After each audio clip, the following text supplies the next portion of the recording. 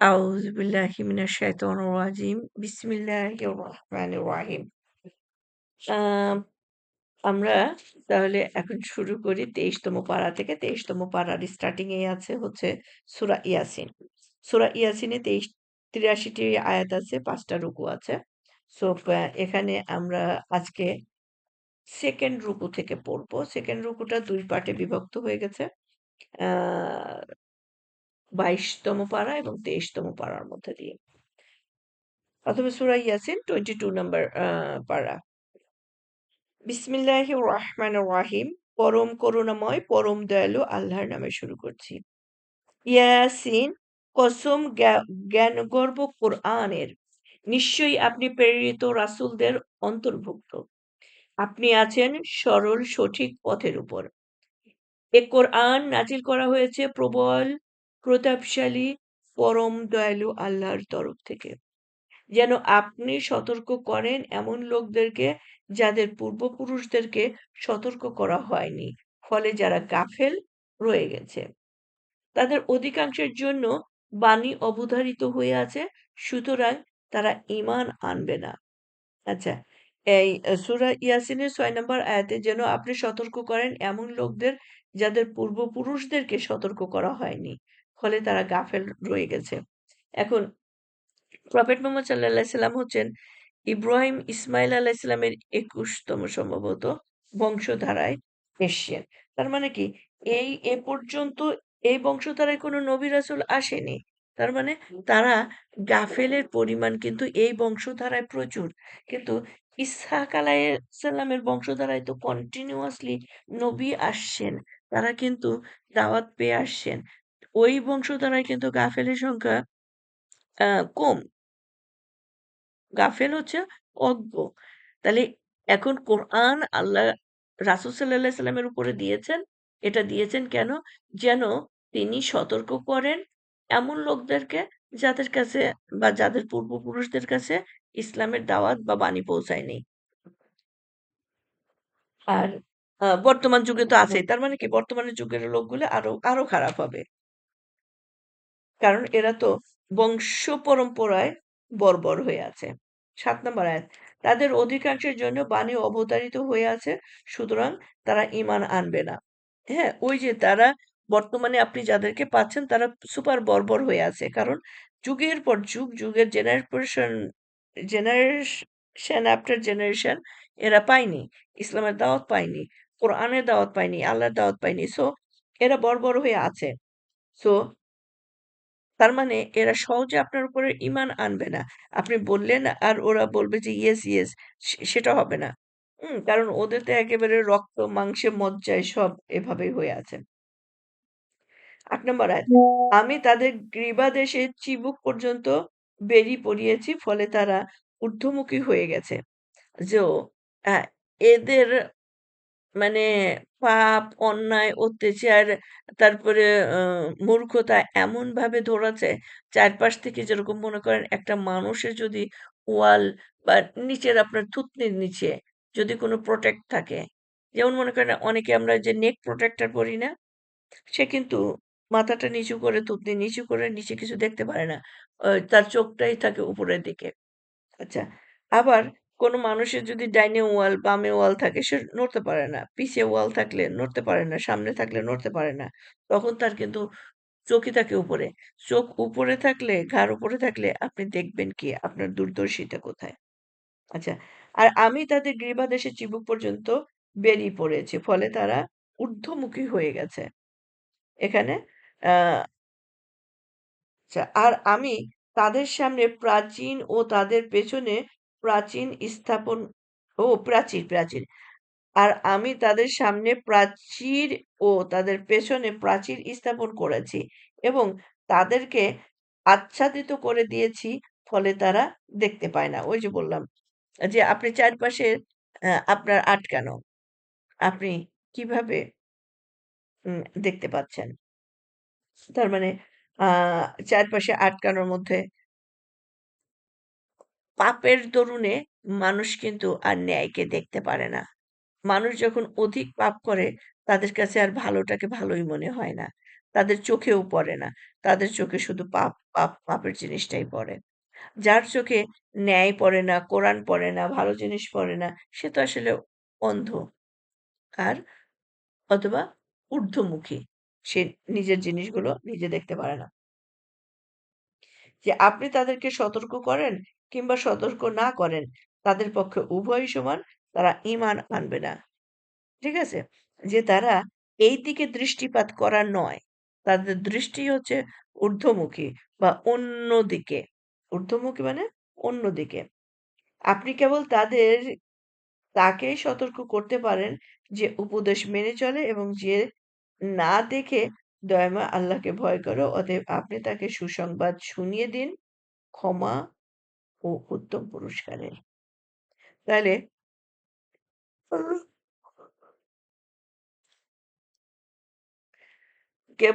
আপনি কেবল তাকেই সতর্ক করতে পারেন যে উপদেশ মেনে চলে। আচ্ছা, দেখেন এটা কিন্তু খুবই মানে বাস্তব এবং সত্যি কথা। যে উপদেশ মানে তাকে কিন্তু আপনি আরো ৫ টা জিনিস শেখান। তাই না? আবার স্কুলের টিচার বলেন, বাবা-মা বলেন, যে কথা শুনে তাকেই সে আরেকটু মনোযোগ দিয়ে আরো ৫ টা জিনিস শেখায়। আর যে শোনে না সে আ কই গেল চলে। যে আল্লাহকে ভয় করে না আ তার কি অবস্থা? মানে যে উপদেশ উম অ কি যেন যে আল্লাহকে ভয় করে না সে তো আসলে উদ্ধত। তার উম মনের মধ্যে কোনো আ দুর্বলতা, আনুগত্য অথবা আ কৃতজ্ঞতা কোনো কিছুই নেই। যে আল্লাহ আমাকে এত কিছু দিচ্ছেন আর আমি এমনই অকৃতজ্ঞ, তাকে আমি ফলো করি না। তার হুকুম পালন করি না। ১২ নম্বর আয়াত। আমি মৃতদেরকে জীবিত করি এবং আমি লিপিবদ্ধ করে রাখি যা তারা পূর্বে প্রেরণ করে। আর তা আর যা তারা পশ্চাতে রেখে যায়। আমি প্রত্যেক বস্তু স্পষ্ট কিতাবে হেফাজত করে রেখেছি। তাহলে আমি মৃতদেরকে জীবিত করি। মৃত কারা? যারা দুনিয়া ত্যাগ করে চলে গেছে তারা মৃত। তাই না? এবং প্রত্যেকটা মানুষ, প্রত্যেকটা জীব আবার জীবিত হবে। ডে অফ জাজমেন্ট এ দাঁড়াবে। আমি লিপিবদ্ধ করে রাখি যা তারা পূর্বে প্রেরণ করে। তাহলে আমরা জানি যে আমরা যত কাজকর্ম যা কিছু করি সম্মানিত ফেরেশতাদ্বয় সবকিছু ওটা লেখেন এবং আমাদের প্রত্যেকটা জিনিস রেকর্ডও হয়। সেটা ডে অফ জাজমেন্ট এ আমাদের আ সমস্ত প্রোফাইল ওপেন হবে। আমাদের প্রত্যেকের কাজের রেকর্ড ভিডিও অন্যরা সেইদিন দেখতে পাবে। আচ্ছা, এখানে কি বলতেছে? উম আমি লিপিবদ্ধ করে রাখি যা তারা পূর্বে প্রেরণ করে। আমরা পূর্বে প্রেরণ এই কথাটা আমরা অনেকবার আলোচনা করেছি যে দুনিয়ায় থাকতে আপনি যে এটা আ পরকালের জন্য করে যাচ্ছেন সেটা হচ্ছে উম আপনার নামাজ, আল্লাহর উপরে বিশ্বাস, রাসূলের অনুগত হওয়া, আপনার নামাজ, দান, সদাকা, হ্যাঁ? এই সবকিছুই আপনি দুনিয়ার জীবনে থেকে করে যাচ্ছেন। সো এই দুনিয়ার জীবনে থেকে যা অগ্রে প্রেরণ করে, অগ্রে প্রেরণ এখন আপনার প্রপার্টি, আপনার সম্পদ, আপনার টাকা-পয়সা আপনি আ দুনিয়ায় আরো সম্পদ বাড়ানোর জন্য রেডি করলেন, আরো ৫ টা বাড়ি করলেন, ব্যাংকে জমা করলেন। আর যেটা আপনি পরকালের জন্য দিলেন সেটা হলো আপনি রিয়েল ব্যাংক অ্যাকাউন্টে রাখলেন। ওইটা আপনি শুধু ব্যবহার করতে পারবেন। আর দুনিয়াবি ব্যাংকে যেটা রাখলেন সেটা কিন্তু আপনি মৃত্যুর পরে ব্যবহার করতে পারছেন না। সেটা হলো আপনার ওয়ারিশদের জন্য। আর আল্লাহর রাস্তায় যেটা দিয়ে গেলেন সেটা হলো আপনার ওন ব্যাংকের ওন অ্যাকাউন্টে জমলো। আর সেটাই হচ্ছে অগ্রে প্রেরণ করা। আচ্ছা। আর এগুলো আল্লাহর সবই যে আপনি প্রেরণ করলেন সেটা আল্লাহর হিসাবে নাই, সেটা কিন্তু না। আমি প্রত্যেক বস্তু স্পষ্ট আ কিতাবে হেফাজত করে রেখেছি। সো টু দ্যা পয়েন্টে এভরিথিং এর হিসাব আছে। সেদিন আমরা পাবো। এইভাবেই পাবো ৳১ দিয়েছিলাম সেটা লক্ষ কোটি টাকা আমরা রিটার্ন পাচ্ছি। তখন হচ্ছে কিভাবে? ওটা বাদবাকিটা আল্লাহর রহমত এবং সেটা চক্রবৃদ্ধি হারে আল্লাহ প্রতিদিন আমাদেরকে আমলনামায় বাড়িয়ে দিয়েছেন। ২ নম্বর রুকু সূরা ইয়াসিন। আপনি তাদের কাছে এক জনপদের শেষ সময়ের ঘটনা বর্ণনা করুন। যখন তাদের কাছে কয়েকজন রাসূল এসেছিলেন। যখন আমি তাদের কাছে ২ জন রাসূল প্রেরণ করেছিলাম, তখন তারা তাদেরকে মিথ্যাবাদী বলল। অতঃপর আমি তাদের উভয়কে সহায়তা করলাম ৩য় একজনের মাধ্যমে। তারা ৩ জন বলল, আমরা তোমাদের প্রতি প্রেরিত হয়েছি। দেখেন এখানে কিন্তু এই রাসূলদের নাম আসে নাই। শুধু ঘটনাটা আসলো। তার মানে কোরআনে আমরা এই যে কয়েকজন রাসূলের নাম দেখছি শুধু উনারা এই কয়েকজনই রাসূল নন। এছাড়াও প্রচুর নবী রাসূল ছিলেন, এসছিলেন। আল্লাহ তাদের প্রেরণ করেছিলেন। যাদের নাম আমরা কোরআনে পাই না। কিন্তু তাদেরকেও আমরা বিশ্বাস করি। তারাও দ্বীনের জন্য, ইসলামের জন্য কাজ করেছেন। তারাও দায়ী হিসেবে কাজ করেছেন। হুম, ওকে। ১৫ নম্বর আয়াত। তারা বলল, তোমরা তো আমাদের মতো মানুষ, দয়াময় আল্লাহ তো কিছুই নাজিল করেনি। তোমরা শুধু মিথ্যাই বলে যাচ্ছ। তাহলে এই কথাটা কিন্তু প্রত্যেকটা নবী রাসূল যাদের নাম কোরআনে এসছে, উনারাও শুনেছেন। এ আর যাদের নাম আসে নাই তাদেরও একই জিনিস মোকাবেলা করতে হয়েছে। তাদেরকে একই কথা বলছে, তোমাদেরকে আল্লাহ প্রেরণ করে নাই। তোমরা শুধু আমাদের সাথে আজকে তোমার শেষ কখন মুশফিক? ইফতার?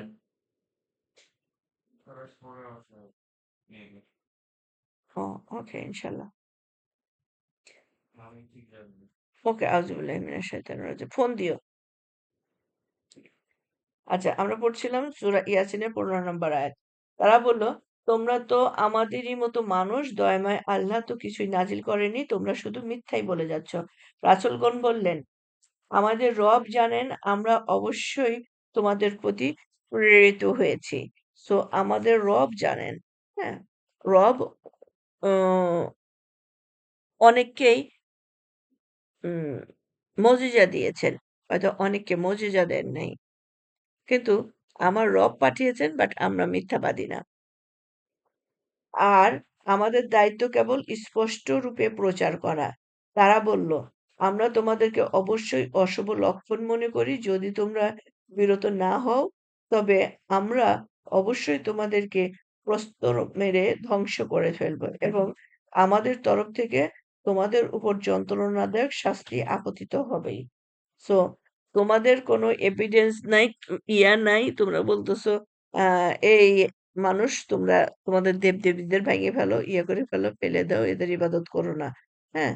এই কথা যদি তুমি আবার ফার্দার বলছো, তাহলে তোমার জন্য কিন্তু এবার রাষ্ট্রীয় আইনে তোমাকে অত্যাচার করা হবে। হ্যাঁ? তুমি বললা আর আমরা এক রাইতে এসে আমাদের এবাদতশালা ভেঙে দিলাম। আমরা এত হাজার, হাজার দেব-দেবীর ইবাদত করেও প্রবলেম সলভ করতে পারি না।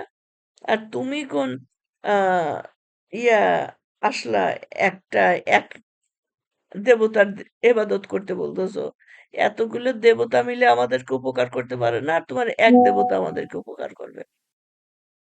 এই কথাগুলো সবসময়ই আ প্রত্যেকটা নবী রাসূল শুনে এসেছেন। আচ্ছা। রাসূলগণ বললেন, তোমাদের অশুভ লক্ষণ তোমাদেরই সাথে সংযুক্ত। তোমরা কি এটাকে অশুভ মনে করছো যে আমাদের উপদেশ প্রদান করা হয়? বরং তোমরা তো এক সীমা লঙ্ঘনকারী কওম।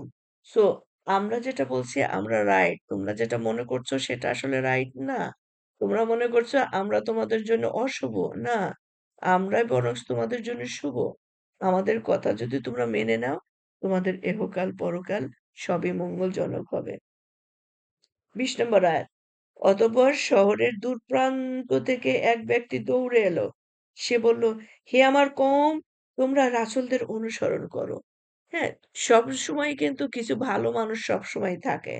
কিছু বিবেকমান মানুষ থাকে এবং ওই লোকটার হয়তো মনের মধ্যে এই জিনিসটাই উম চা আ চাইতো, হতো এবং সে জানতো যখনই সেটার এই রাসূলদের সংবাদ পেয়েছে সেও দৌড়ায় আসছে। এই যে রাসূল পাওয়া গেছে, রাসূল পাওয়া গেছে, আমাদের মধ্যে রাসূল আসছে। উনারা সবাই তো আর রাসূলের দাবি করে না। উনারা যেহেতু দাবি করছেন, উনাদের কথা মেনে নাও। স অনুসরণ করো তাদের যারা তোমাদের কাছে কোনো বিনিময় চায় না। বরং তারা নিজেরাও রয়েছে সৎ পথে। তাহলে এইখানে আমরা কিন্তু একটা বড় দাওয়াত পাচ্ছি। আমরা কাদের অনুসরণ করব? তাদের যারা আমাদের কাছে কোনো বিনিময় চায় না। তাই না?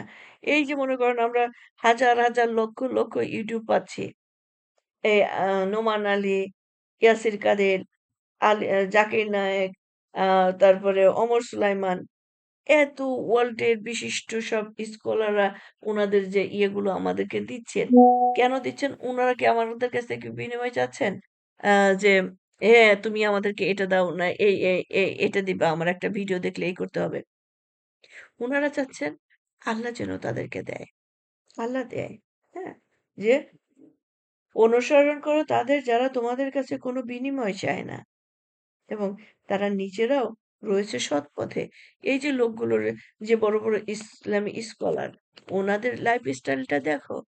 ওনাদের লাইফস্টাইলটা আমাদের নবী রাসূলের লাইফস্টাইলের সাথে অনেক মিলে যায় এবং তারা তাদের সাধ্য অনুযায়ী চেষ্টা করে। তাদের পক্ষ থেকেও তারা সর্বোচ্চ চেষ্টা করছে।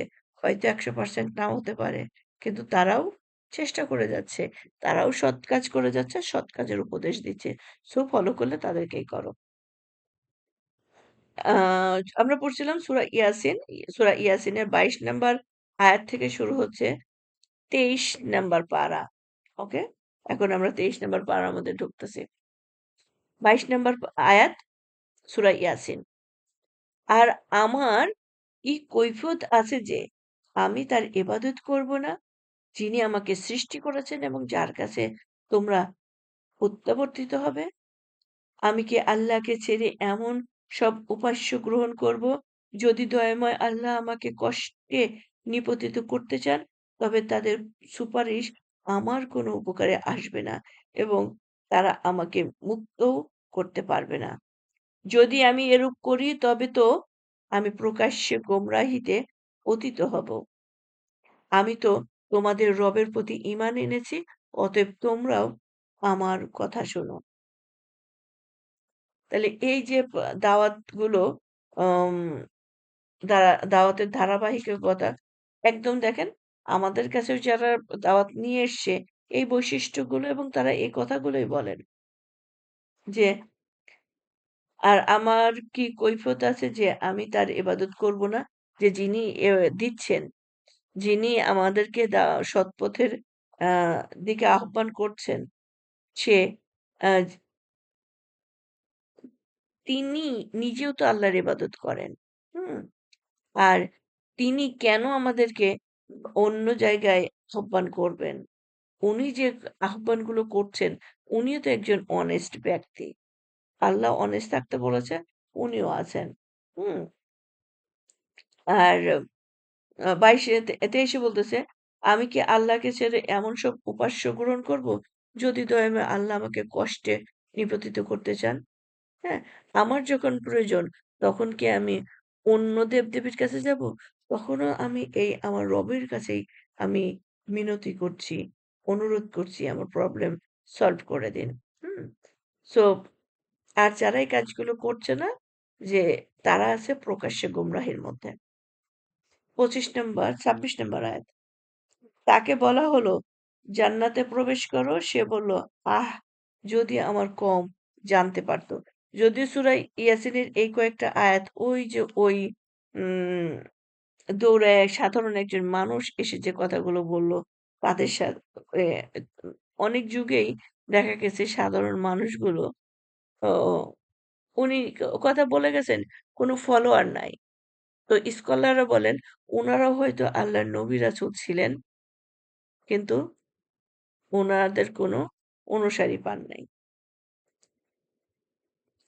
আচ্ছা ২৭ নম্বরে যে আমার রব আমাকে ক্ষমা করেছেন এবং আমাকে সম্মানিতদের শামিল করেছেন।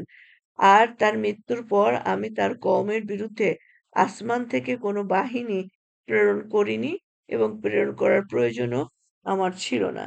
তাহলে এই জাতীয় লোকগুলোর মজিজাও দেন নাই আল্লাহ। আ তাদেরকেও নবী রাসূল হিসেবে কবুল করেছেন। তাদের মজিজাও নাই, তাদের কোনো ফলোয়ারও নাই। যে কারণে আ মজিজা নাই আর উনাদের চলে যাওয়ার পরে উনার জাতিরাও কোনো আযাবে পতিত হয়নি। যেসব জাতি অতিরিক্ত বাড়াবাড়ি করেছে, মোজেজা চেয়েছে, মোজেজা পেয়েছে, পালন করে নাই, তাদের উপরেই বাড়াবাড়ির দরুন ধ্বংসগুলো আসছে। আচ্ছা। আর আমার মৃত্যুর পর আমি তার কওমের বিরুদ্ধে আসমান থেকে কোনো বাহিনী প্রেরণ করিনি এবং প্রেরণ করার প্রয়োজনও আমার ছিল না। তা ছিল কেবলমাত্র একটি বিকট আওয়াজ। ফলে তৎক্ষণাৎ তারা নিথর নিস্তব্ধ হয়ে গেল। আফসোস সে বান্দাদের জন্য যাদের কাছে কখনো এমন কোনো রাসূল আসেনি যাকে নিয়ে তারা ঠাট্টা বিদ্রূপ করেনি। তারা কি লক্ষ্য করেনি যে আমি তাদের পূর্বে বহু মানবগোষ্ঠীকে ধ্বংস করেছি, যারা তাদের মধ্যে পুনরায় ফিরে আসবে না। আর তাদের সবাইকে অবশ্যই একত্রে আমার সমীপে উপস্থিত করা হবে। সো আমরা পড়ছিলাম সূরা ইয়াসিন, ইয়াসিনের ৩৩ নম্বর আয়াত ৩ নম্বর রুকু। আর তাদের জন্য একটি নিদর্শন মৃত জমিন, আমি তাকে সঞ্জীবিত করি এবং তা থেকে উৎপন্ন করি শস্য, ফল, তা থেকে তারা ভক্ষণ করে। আমি তাতে সৃষ্টি করি খেজুর ও আঙ্গুরের বাগান এবং প্রবাহিত করি তাতে প্রস্রবণসমূহ। যেন তারা এর ফলমূল থেকে যেন তারা এর ফলমূল থেকে ভক্ষণ করতে পারে। তাদের হাত এটা সৃষ্টি করেনি, তবুও কি তারা শুকরগুজারি করবে না? পবিত্র মহান তিনি, যিনি জোড়া জোড়া করে সৃষ্টি করেছেন উদ্ভিদ, মানুষ এবং তারা যাদেরকে জানে না তাদের প্রত্যেককে। আর তাদের জন্য একটি নিদর্শন রাত। আমি তার উপর থেকে দিনকে অপসারিত করি, ফলে তৎক্ষণাৎ তারা অন্ধকারাচ্ছন্ন হয়ে পড়ে। আর সূর্য স্বীয় গন্তব্যস্থানের দিকে চলতে থাকে। এটা পরাক্রমশালী সর্বজ্ঞর নিয়ন্ত্রণে। আমি চন্দ্রের জন্য নির্ধারিত করেছি বিভিন্ন মঞ্জিল, এমনকি তা ভ্রমণ শেষে ক্ষীণ হয়ে খেজুরের পুরাতন ডালের মতো হয়ে যায়। সূর্যের সাধ্য নেই যে সে চন্দ্রকে ধরে ফেলে এবং রাতও দিনের পূর্বে আসতে পারে। প্রত্যেকেই নির্ধারিত কক্ষে সন্তর্করণ করে। এই যে দেখেন, চন্দ্র সূর্যের গতি, তারা নিজ নিজ কক্ষে চলছে, এ কথাটা ওই ১৪০০ ১৪৫০ বছর আগে কোরআনে চলে এসছে। তাই না? আর তাদের জন্য একটি নিদর্শন এই যে আমি তাদের সন্তান-সন্ততিকে বোঝাই নৌকায় আরোহণ করেছি।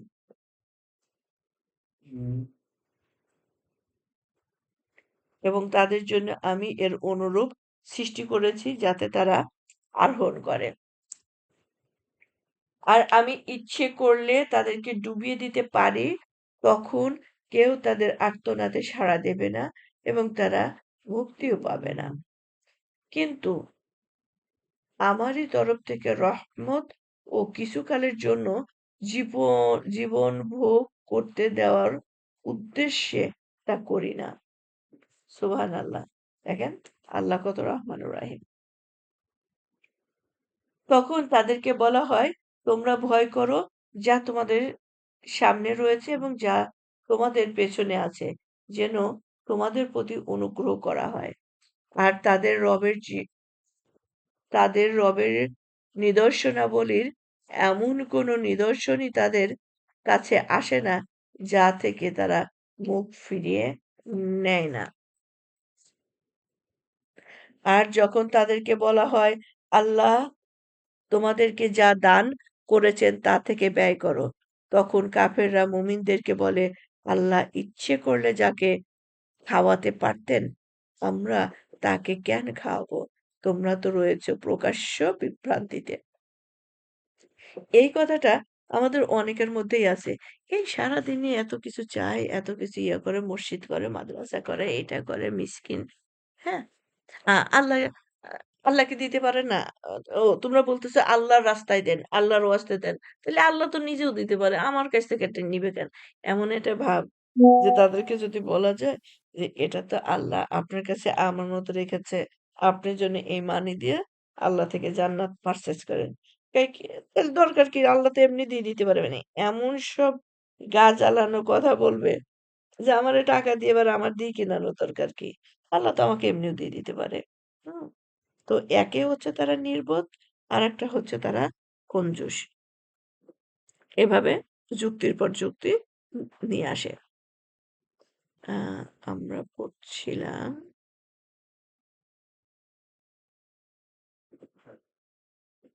হুম, আর যখন তাদেরকে বলা হয় আল্লাহ তোমাদেরকে যা দান করেছেন তা থেকে ব্যয় করো। তখন ফেরেশতারা আ মুমিনদেরকে বলে, আল্লাহ ইচ্ছে করলে যাকে খাওয়াতে পারতেন, আমরা তাকে কেন খাওয়াবো? ও সরি কাফেররা এই দেখেন ওই কথাটাই। আমি আবার পড়ছি ৪৭ নম্বর আয়াত। আর যখন কাফ আ আর যখন তাদেরকে বলা হয়, আল্লাহ তোমাদেরকে যা দান করেছেন তা থেকে ব্যয় করো। তখন কাফেরেরা মুমিনদেরকে বলে, আল্লাহ ইচ্ছে করলে যাকে খাওয়াতে পারতেন, আমরা তাকে কেন খাওয়াবো? আমরা তো রয়ে তোমরা তো রয়েছ প্রকাশ্য বিভ্রান্তিতে। তারা বলে, তোমরা সত্যবাদী হলে বলো, এ ওয়াদা পূর্ণ কখন হবে? মানে এই যে আমাদের পানিশমেন্ট কখন শুরু হবে? আমরা তো দিচ্ছি না আল্লাহর রাস্তায়। আমরা কোন কাজ করতেছি না, নামাজ পড়তেছি না। হ্যাঁ? এই যে বলতেছে আমাদের জন্য শাস্তি আছে। আমি তো দেখতেছি আমাদের জন্য শুধু ভোগ, বিলাস, আনন্দ, উল্লাস আছে। আর তোমরা বলতেছো শাস্তি আছে। যদি থাকে তাহলে সেই শাস্তি কবে আসবে, কখন আসবে আমাদের একটু দেখাও। বাট আমার কাছে যে ভোগ বিলাসের সামগ্রী আছে সেটা কিন্তু আমি দেখাচ্ছি। এই হচ্ছে নাস্তিকদের আ বিশ্বাস কথাবার্তা।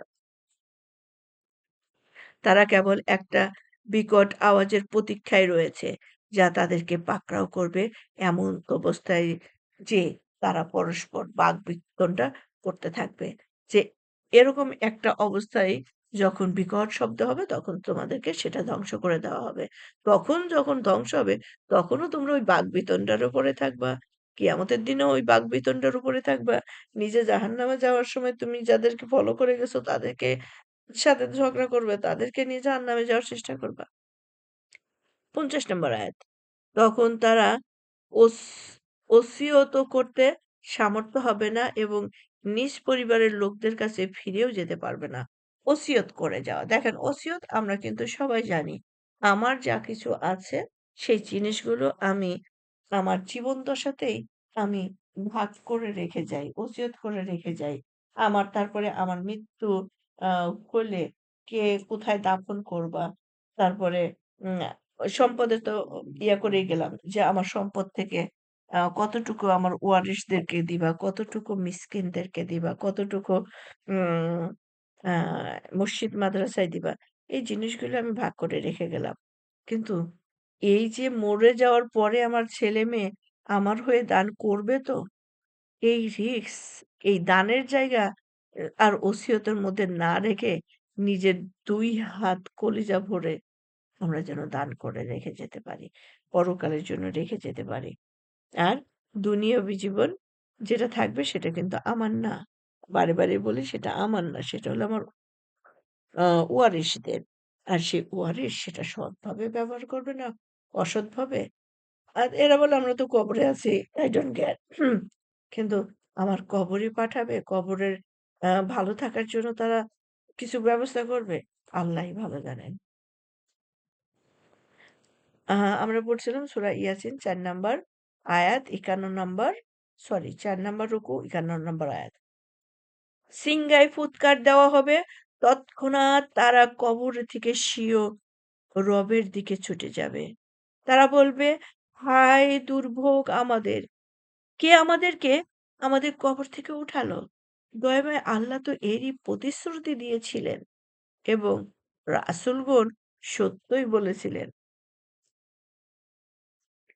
এটা তো হবে এক বিকট আওয়াজ মাত্র। ফলে তৎক্ষণাৎ তারা সবাই আমার সমীপে উপস্থিত হবে। আজকের দিনে কারো প্রতি বিন্দুমাত্র অবিচার করা হবে না এবং তোমাদেরকে কেবল তারই প্রতিফলন প্রদান করা হবে যা তোমরা করতে। নিঃসন্দেহে বেহেশতবাসীরা এদিন আনন্দে মুশগুল থাকবে। তারা এবং তাদের সঙ্গীরা সুশীল ছায়াতলে সুসজ্জিত পালঙ্কের উপরে হেলান দিয়ে উপবিষ্ট থাকবেন। সেখানে তাদের জন্য থাকবে প্রত্যেক বস্তুর ফলমূল এবং যা কিছু তারা চাইবে তা সবই। তাদেরকে বলা হবে সালাম, পরম দয়ালু আল্লাহর তরফ থেকে। সুবহানাল্লাহ। যারা আল্লাহর রাস্তায় কাজ করছে, আল্লাহর অনুগত, রাসূলের অনুগত, আল্লাহর প্রত্যেকটা হুকুম পালন করার চেষ্টা করছে। নামাজ, রোজা, জিকির, আ তারপরে তার যে রিজিক দেওয়া হয়েছে তা থেকে ব্যয় করছে। হুম? তাদের ডেস্টিনেশন হবে জান্নাতুল ফেরদৌস এবং সেখানে তাদেরকে বলা হবে সালাম। সুবহানাল্লাহ। আর বলা হবে, হে অপরাধীরা, আজ তোমরা পৃথক হয়ে যাও। আমি কি তোমাদেরকে সতর্ক করিনি যে, হে বনি আদম, তোমরা শয়তানের পূজা করো না। সে তোমাদের প্রকাশ্য শত্রু। আর আমার ইবাদত করো, এটাই সরল সঠিক পথ। আর শয়তান তো তোমাদের মধ্য থেকে বহু লোককে পথভ্রষ্ট করেছে। অতএব তোমরা কি বুঝতে পারো না? এ তো সেই জাহান্নাম যার ওয়াদা তোমাদেরকে দেওয়া হতো। তোমরা যে কুফরি করতে তার জন্য আজ তোমরা এতে প্রবেশ করো। আজ আমি এদের মুখে মোহর মেরে দিব, এদের হাত আমার সাথে কথা বলবে এবং এদের পা এদের কৃতকর্মের সাক্ষ্য দেবে। দেখেন সূরা ইয়াসিনের ৬৫ নম্বর আয়াত। হুম? কত ভয়াবহ! এটা নিয়ে আমরা মাঝে, মাঝেই আলোচনা করেছি। যে আমার হাত, পা, চোখ, ব্রেন এগুলো কিন্তু কোনটাই আমি না। এগুলো একেকজন আ সেনাপতি। ঠিক আছে? আমি একজন রাষ্ট্রের প্রাইম মিনিস্টার। আমি কিভাবে এই সমস্ত বাহিনীর হেডদেরকে পরিচালনা করেছি সেটাই আমার উম ইয়ার বিষয় হবে। হুম? আমার হাত সেদিন কিয়ামতের দিন কথা বলবে। আমার পা কথা বলবে। আমি তাদেরকে কিভাবে ব্যবহার করেছি, কোন হুকুম প্রদান করেছিলাম, চুরির হুকুম নাকি সেবার হুকুম, হ্যাঁ?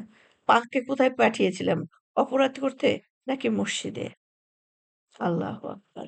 সো অ্যা এগুলো সব আ আমি যেসব অন্যায় কাজ করেছি সেগুলো ডে অফ জাজমেন্ট এ আমাদের হাত পার তাদের জমা চলে আসবে। তারা কথা বলবে। এখন কথা হচ্ছে হাত পার আবার জবান কিভাবে আসবে? সবই যে আল্লাহ আমার জিহ্বা নড়লে পারে একটা অর্থমূলক সাউন্ড হয় সেটাই তো ভাষা, তাই না? তাহলে সেই যে আল্লাহ এটা দিয়েছেন সেই আল্লাহ হাতের ইশারা হলে যে মানে হাত দিয়েও কথা তাদেরও ভয়েস দিতে পারে। এটা আমরা বিশ্বাস করি।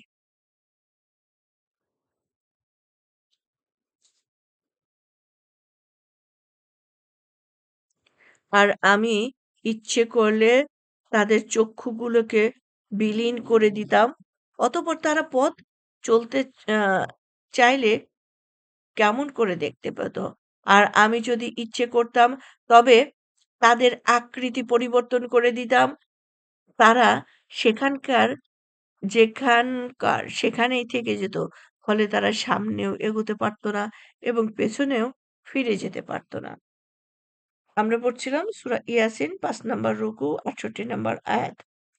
আর আমি যাকে দীর্ঘায়ু দান করি তাকে ফিরিয়ে নেই সৃষ্টিগত পূর্ব অবস্থায়। তবুও কি তারা বুঝে না? সৃষ্টিগত পূর্ব অবস্থায় কি একটা নিউবর্ন বেবি যখন জন্মায় সে কিন্তু ফুললি অসহায়। সে কিচ্ছু নিজের জন্য করতে পারে না। সবই অন্য মানুষের উপরে নি ডিপেন্ড।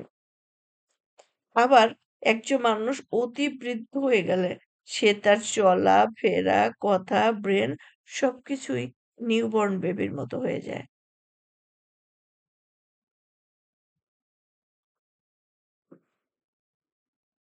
আমরা পড়ছিলাম আ ও আর আমি যাকে দীর্ঘায়িত দান করি তাকে ফিরিয়ে নেই সৃষ্টিগত পূর্বাবস্থায়। তাহলে এটাই যে এই যে বয়স্ক যখন বুড়া হয়ে গেলাম, তখন না আমাদের ব্রেনের কাজ আছে, না কানে শুনি, না চোখে দেখি, না ২ কদম হেঁটে চলাফেরা করতে পারি। শুধু বিছানায়। ওই সৃষ্টিগত পূর্ব অবস্থার মতোই হয়ে গেল, তাই না? নিউবর্ন বেবির মতো আমাদের অবস্থা হয়ে যায়। আমি রাসূলকে কবিতা শিক্ষা দেইনি। এবং তার জন্য শোভনীয় নয়। এটা তো কেবল এক উপদেশ এবং সুস্পষ্ট কোরআন। যাতে তিনি সতর্ক করেন এমন ব্যক্তিকে যা জীবিত এবং যাতে কাফেরদের উপর প্রমাণ সাব্যস্ত হয়। তারা কি লক্ষ্য করেনি যে আমি তাদের জন্য সৃষ্টি করেছি নিজ হাতে সৃষ্ট বস্তুসমূহের মধ্য থেকে চতুষ্পদ বস্তুগুলোকে। অতঃপর তারা এগুলোর মালিক হয়। আর আমি এগুলোকে তাদের বশীভূত করে দিয়েছি। ফলে এদের কতক তাদের বাহন এবং কতক তারা খায়।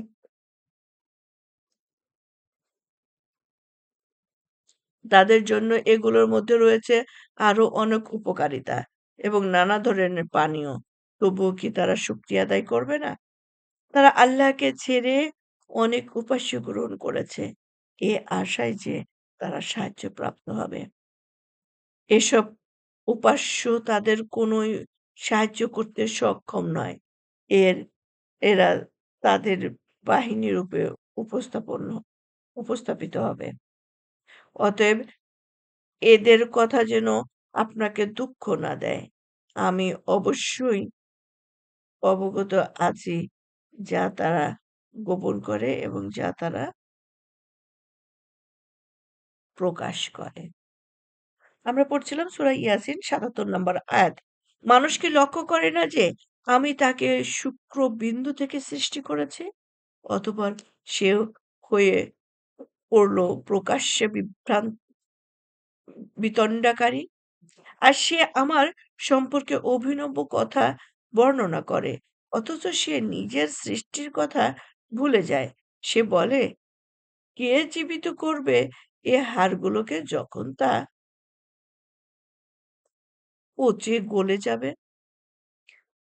বলুন, তিনি এগুলোকে পুনরুজ্জীবিত করবেন, যিনি তা ১ম বারে সৃষ্টি করেছেন। আর তিনি সর্বপ্রকার সৃষ্টি সম্পর্কে সম্যক অবগত আছেন। আমরা পড়ছিলাম সূরা ইয়াসিন ২৩ তম পারা, সূরা ইয়াসিনের ৮০ নম্বর আয়াত। তিনি সবুজ বৃক্ষ থেকে তোমাদের জন্য আগুন উৎপন্ন করেন। অতঃপর তোমরা তা থেকে আরো আগুন জ্বালাও। আর যিনি আসমান ও জমিন সৃষ্টি করেছেন, তিনি কি সক্ষম নন এদের অনুরূপ সৃষ্টি করতে? অবশ্যই তিনি সক্ষম। তিনি তো শ্রেষ্ঠ সৃষ্টিকর্তা, সর্বজ্ঞ। ৮২ নম্বর আয়াত। প্রস বস্তুত তার দৃষ্টিকার্য এরূপ যে যখন তিনি কোনো কিছু সৃষ্টি করতে করেন, তখন তিনি তাকে বলেন হও, অমনি তা হয়ে যায়। অতএব পবিত্র, মহান তিনি, যার হাতে রয়েছে সর্ববিষয়ের সর্বময় ক্ষমতা এবং তারই সমীপে তোমরা প্রত্যাবর্তিত হবে। এটা ছিল সূরা ইয়াসিনের শেষ আয়াত। হে আল্লাহ, আপনার কাছে আমাদের প্রত্যাবর্তিত হতেই হবে। আমাদের প্রত্যাবর্তনটা যেন আল্লাহ সুন্দর হয়, সম্মানের হয়। আপনার সামনে যেন আমরা আম অ মানে লক্ষ কোটি মানুষের সামনে যেন সেদিন আমরা অপমানিত না হই। আপনি যেভাবে আমাদেরকে জীবন চলতে বলেছেন, আমরা যেন সেভাবে আমাদের জীবন পরিচালিত করি। আপনি আমাদের আ উপরে উম এটাকে কি বলবো? রাগ হবেন না। আমাদেরকে রহমত করুন, আমাদেরকে মাফ করে দিন। সো আমরা পড়ছিলাম সূরা ইয়াসিন। সূরা ইয়াসিনটা আলহামদুলিল্লাহ শেষ হলো। এখন আমরা পড়ব সূরা সফফাত। সূরা সফফাতে আছে হচ্ছে ১৮২ টি আয়াত আর ৫ টা রুকু। বিসমিল্লাহির রহমানির রহিম। পরম করুণাময়, পরম দয়ালু আল্লাহর নামে শুরু করছি। কসম তাদের যারা সারিবদ্ধভাবে দণ্ডায়মান এবং তাদের যারা কঠোরভাবে বাধা দানকারী এবং তাদের যারা জিকির তেলাওয়াতকারী। নিশ্চয়ই তোমাদের মাবুদ এক। তিনি আসমান ও জমিন এবং এতদ উভয়ের মধ্যস্থিত সবকিছুর রব এবং তিনি রব উদয়স উদয়চল সমূহেরও।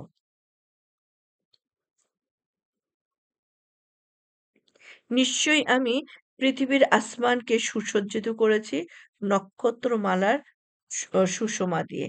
পৃথিবীর আকাশ কোনটা? আমরা যেটা দেখি সেটা। আর এটা আমরা বারে, বারে পেয়েছি। সূরা মুলকে তো আমরা প্রতিদিনই পড়ি।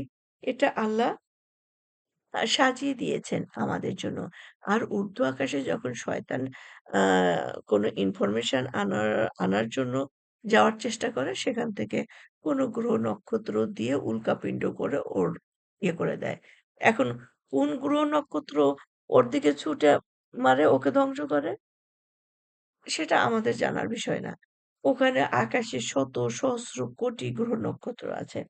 আর আমরা এ পর্যন্ত বলতে পারি পৃথিবী ছাড়া তো অন্য কোথাও মানুষ নেই। তাই না? পৃথিবীর মানুষের মতো পৃথিবীর অক্সিজেন, ভূমি, তারপরে খাবার এরকম অন্য কোনো গ্রহ কি আছে? নাই। এইজন্যে যেকোনোটা দিয়ে মেরে দিল তাতে কি সমস্যা? শয়তান মেরে দিচ্ছে। আর এই সম্পদ তো সব আল্লাহর। আল্লাহ এটাকে বিন্দুমাত্র কেয়ার করেন না। আর আ এটাকে এই সম্পদকে সম্পদই মনে করেন না। আমরা পড়ছিলাম সূরা সফফাত। নিশ্চয়ই আমি পৃথিবীর আচ্ছা ৭ নম্বর আয়াত। এসব সুরক্ষিত করেছি প্রত্যেক অবাধ্য শয়তান থেকে। ফলে শয়তানের দল ঊর্ধ্ব জগতের কোনো কিছু শ্রবণ করতে পারে না এবং তাদের প্রতি সব দিক থেকে উল্কা নিক্ষেপ করা হয়, যেটা বললাম। বিতাড়নের জন্য এবং তাদের জন্য রয়েছে বিরামহীন অনন্ত শাস্তি। আল্লাহুম্মা আজরিনি মিনান নার, আল্লাহুম্মা ইন্নী আসআলুকাল জান্নাহ ওয়া আউযু বিকা মিনান নার। কিন্তু কোন শয়তান হঠাৎ কিছু শুনে ফেললে এক জ্বলন্ত উল্কাপিন্ড তার পশ্চাৎ অনুসরণ করে। ওই যে বললাম যে ঊর্ধ্ব আকাশে যেতে বসলে শয়তানকে এই একটা উল্কাপিন্ড দিয়ে ধ্বংস করা হয়।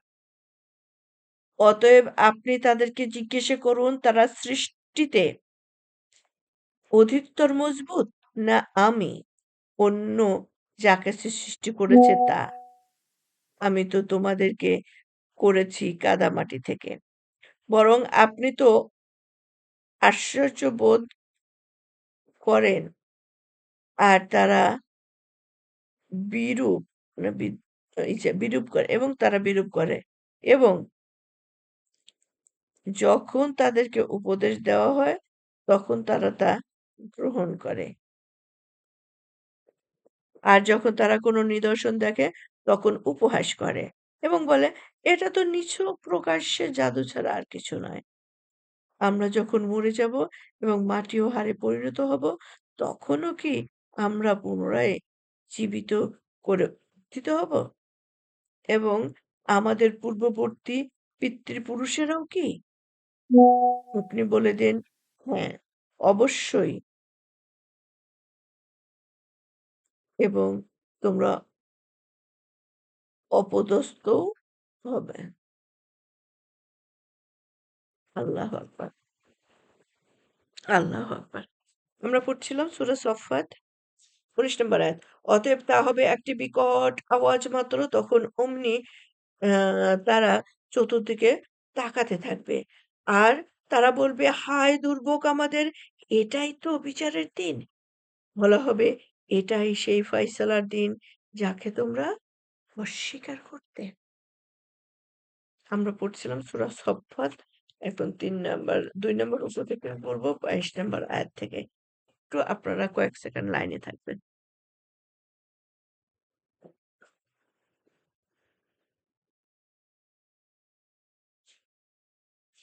ওমা, ওমা,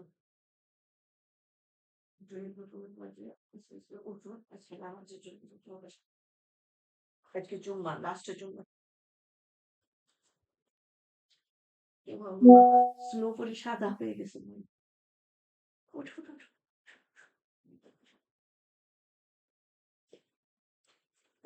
আল্লাহ আকবার।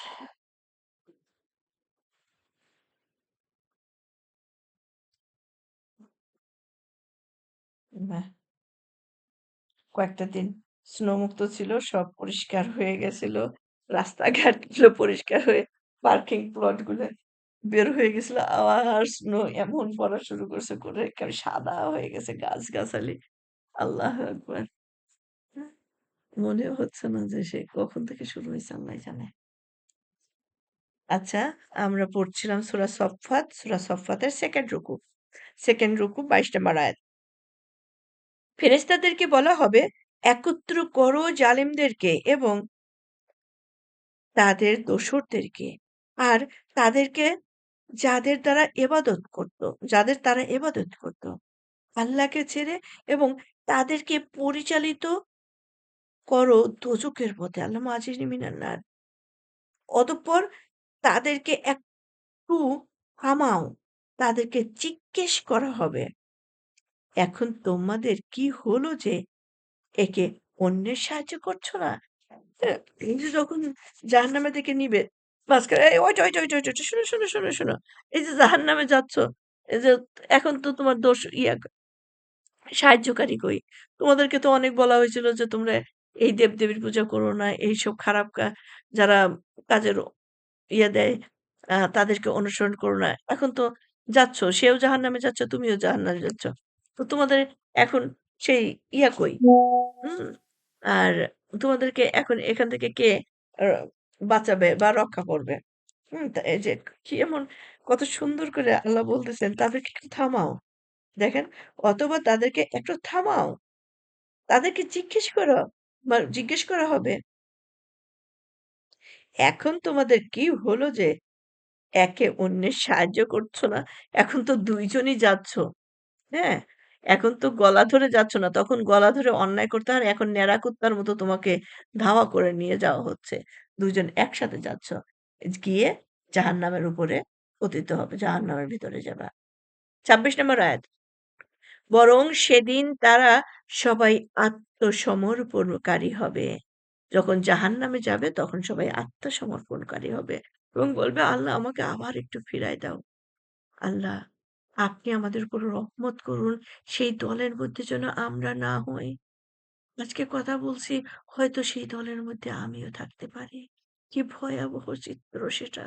আল্লাহ, আপনি আমাদেরকে মাফ করে দিন। বরং সেদিন তারা সবাই আত্মসমর্পণকারী হবে এবং একে অন্যের সামনাসামনি হয়ে সওয়াল-জবাব করবে। দুর্বলরা সবলদের বলবে, তোমরা তো আমাদের কাছে প্রতাপের সাথে আসতে। সবলরা বলবে, বরং তোমরা তো অবিশ্বাসীই ছিলে না। তোমরা তো বিশ্বাসীই ছিলে না। হুম? এই যে ঝগড়া, যে এই তোমরা আমাকে মিসগাইড করছো, এটা করছো, এটা পাপ কাজে উদ্বুদ্ধ করেছিলে। আর ও বলবে, আরে তোরে আমি কেমনে মিসগাইড করলাম? তুই তো নিজেই বিশ্বাসী ছিলি না। হ্যাঁ? বিশ্বাসী ছিলি না দেখেই তো তুই আমাকে খুঁজে পাইছিস। তুই নিজে বিশ্বাসী থাকলে তো তুই আল্লাহকে খুঁজে পেতি। হুম? তোর ম তোর নিজের উপরে নিজের কোনো কন্ট্রোল নাই যে আল্লাহ তোকে সৃষ্টি করলো, যে আল্লাহ তোকে ইয়ার মধ্যে থেকে সবকিছু শিখাই দিল। তারপরে দুনিয়ায় নবী রাসূল পাঠাইলো, বই কিতাব পাঠাইলো। তারপরে তুই তারে বিশ্বাস করিস না। করলে আমারে। হুম? আর তোমাদের উপর আমাদের কোনো কর্তৃত্বও ছিল না। বরং তোমরা তো ছিলে অবাধ্য লোক। তোমরা অবাধ্য লোক ছিলে।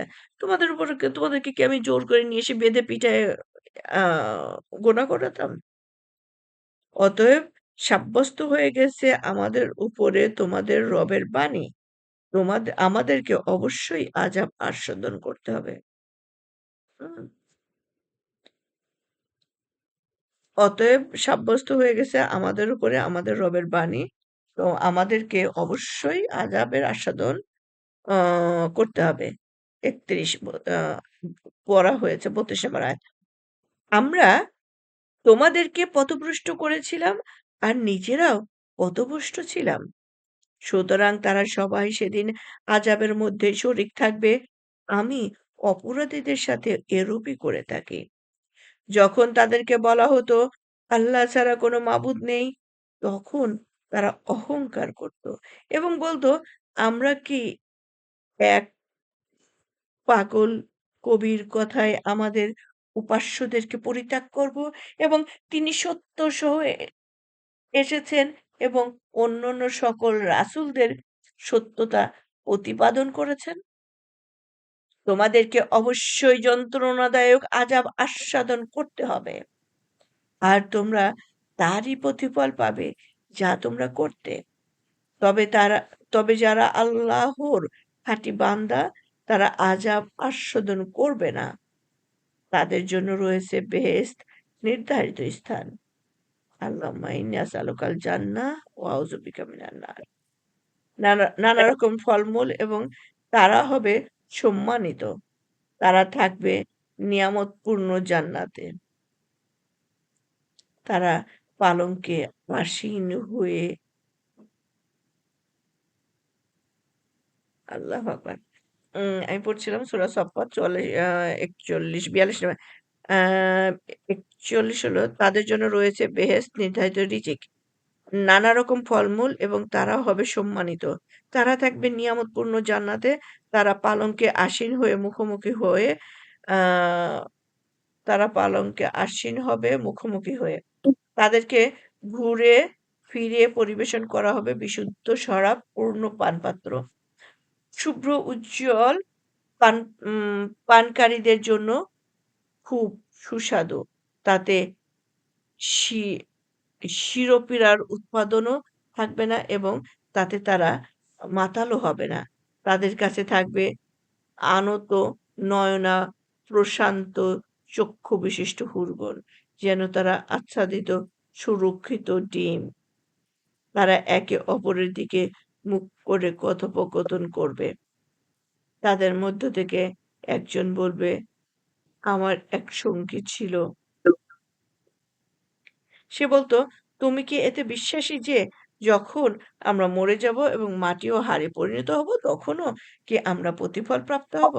আল্লাহ বলবেন, তোমরা কি তাকে উঁকি মেরে দেখতে চাও? অতঃপর সে উঁকি মেরে দেখবে এবং তাকে দোজখের মাঝখানে দেখতে পাবে। সে বলবে, আল্লাহর কসম, তুমি তো আমাকেও ধ্বংস করতে উপক্রম করেছিলে। আর আমি আমার রবের অনুগ্রহ না থাকতো তবে আমিও তোমার ন্যায় দণ্ডিতদের সাথে জাহান্নামে হাজির হতাম। তো এই যে সুবহানাল্লাহ দেখেন ১ম এ জান্নাতীদের কি সুন্দর আপ্যায়ন, পরিবেশন, তাদের লাইফস্টাইল, জান্নাতীদের লাইফস্টাইল এখানে বর্ণনা করলেন। কিভাবে জান্নাতীরা আ হেলান দিয়ে বসবে, তাদের সব ডেকোরেশন কত সুন্দর হবে, তাদের খাবার, তাদের সেবা যত্ন। আল্লাহু আকবার!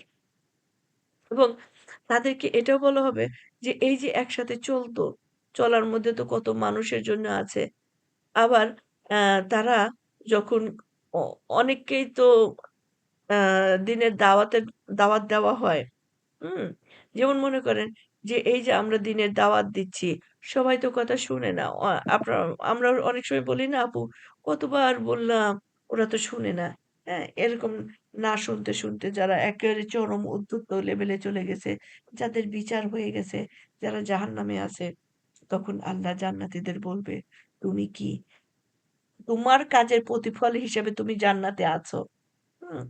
তুমি যে ফলোয়ার পাওনি, তোমার দাওয়াত যারা কবুল করে নাই, স্বীকার করেনি, তোমার মনে একটা দুঃখ ছিল। তুমি কি তাদের পরিণাম দেখতে চাও? দেখবা? এই দেখো, উঁকি মেরে দেখো। তখন সে দেখবে জাহান্নামে তারা পতিত হইয়া গেছে। তারা সেখানে আছে যারা আল্লাহর কথা শুনে নাই, নবীর হাদিস কোরআন মাফিক জীবন পরিচালিত করে নাই। তারপরে আল্লাহর সাহায্যকারীদেরকে হত্যা করেছে, অত্যাচার করেছে। হুম? তাদেরকে সেদিন আল্লাহ দেখাবে। কয় দেখো ওই যে ওরা কি করছে সেখানে। হুম? তখন এই যে যারা জান্নাতে আছে তারা আরো শুকরিয়াকারী হয়ে যাবে এবং আরো কৃতজ্ঞ হয়ে সাথে, সাথে বলবে, "যদি আমার রবের অনুগ্রহ না থাকতো তবে আমিও তোমা তোমার মানে তাদের ন্যায়, হ্যাঁ? তোমার ন্যায় দণ্ডিতদের সাথে জাহান্নামে হাজির হতাম। আল্লাহ আমাকে রহমত করেছে, সেভ করেছে। নইলে তো আমারও তো ওখানে জায়গা ছিল।" আমরা পড়ছিলাম সূরা সফফাত ৫৮ নম্বর আয়াত। আমরা কি এখন আর মরব না? মানে ওই যে ওরা জিজ্ঞাসা করছে ওদের কথোপকথনই চলছেছে। আমরা কি এখন আর মরব না? আমাদের ১ম বারের মৃত্যুর পর এবং আমরা কি দণ্ডিত হব না? নিশ্চয়ই এ তো মহা সাফল্য। এরূপ সফলতার জন্যই কর্মীদের কর্ম করা উচিত। এ সকল আপ্যায়নে উত্তম নাকি চাক্ষুষ বৃক্ষ? আমি তো তা সৃষ্টি করেছি জালিমদের জন্য পরীক্ষা স্বরূপ। এটি এমন বৃক্ষ যা উৎপন্ন হয় দোজখের তলদেশ থেকে। এর মোচা যেন শয়তানের মাথা। তখন কাফেররা এ বৃক্ষ থেকে ভক্ষণ করবে এবং তা দিয়ে ওদর পূর্ণ করবে। আল্লাহ মাফ করুন। তদুপরি তাদের জন্য থাকবে এর সাথে মিশ্রিত ফুটন্ত পানি, অতঃপর তাদের গন্তব্য হবে দোজখেরই দিকে। তারা তো তাদের পিতৃপুরুষদেরকে পেয়েছিল পথভ্রষ্ট, তারপর তারা ধাবিত হয়েছিল তাদেরই পদাঙ্ক অনুসরণ করে, আর তাদের পূর্বেও পথভ্রষ্ট হয়েছিল পূর্ববর্তীদের অধিকাংশই। এবং আমি তো তাদের মধ্যে অনেক সতর্ককারী পাঠিয়েছিলাম। অতএব এদের অতএব দেখুন, যাদেরকে সতর্ক করাও হয়েছিল তাদের পরিণাম কেমন হয়েছিল। তবে আল্লাহর তবে আল্লাহই আল্লাহরই খাঁটি বান্দাদের ব্যতি রেখে। ওকে। তো আমরা এখানে জান্নাত জাহান্নামে কিভাবে আপ্যায়ন করা হবে, জান্নাতীদের আপ্যায়ন পরিবেশ, জাহান্নামীদের আপ্যায়ন পরিবেশ। সো আল্লাহর কাছে আমরা মনে দোয়া করি, আল্লাহুম্মা ইন্নী আসআলুকাল জান্নাহ ওয়া আউযু বিকা মিনান নার। আজকে আমরা সফফাতে যে বর্ণনা পেলাম জান্নাত এবং জাহান্নামের, ইয়া আল্লাহ, আমরা আপনার কাছে সেই জান্নাত চাই এবং এই জাহান্নামের শাস্তি থেকে পানা চাই। ইয়া আল্লাহ, এই জাহান্নাম আমাদের জন্য হারাম করে দিন। শয়তান আমাদের জন্য হারাম করে দিন। কোন শয়তান যেন আমাদেরকে পথভ্রষ্ট না করে। শয়তানের পথভ্রষ্টে তাই যেন আমরা জাহান্নামী না হই। আল্লাহ, আপনি যাকে রহমত করলেন তাকে তো আপনি কল্যাণ দিলেন। আপনি আমাদের উপরে রহমত করুন। আমরা পড়ছিলাম সূরা সফফাত। সূরা সফফাতের ৮ রুকু এবং এটা ২৩ তম পারা। এগুলো কয় পারা?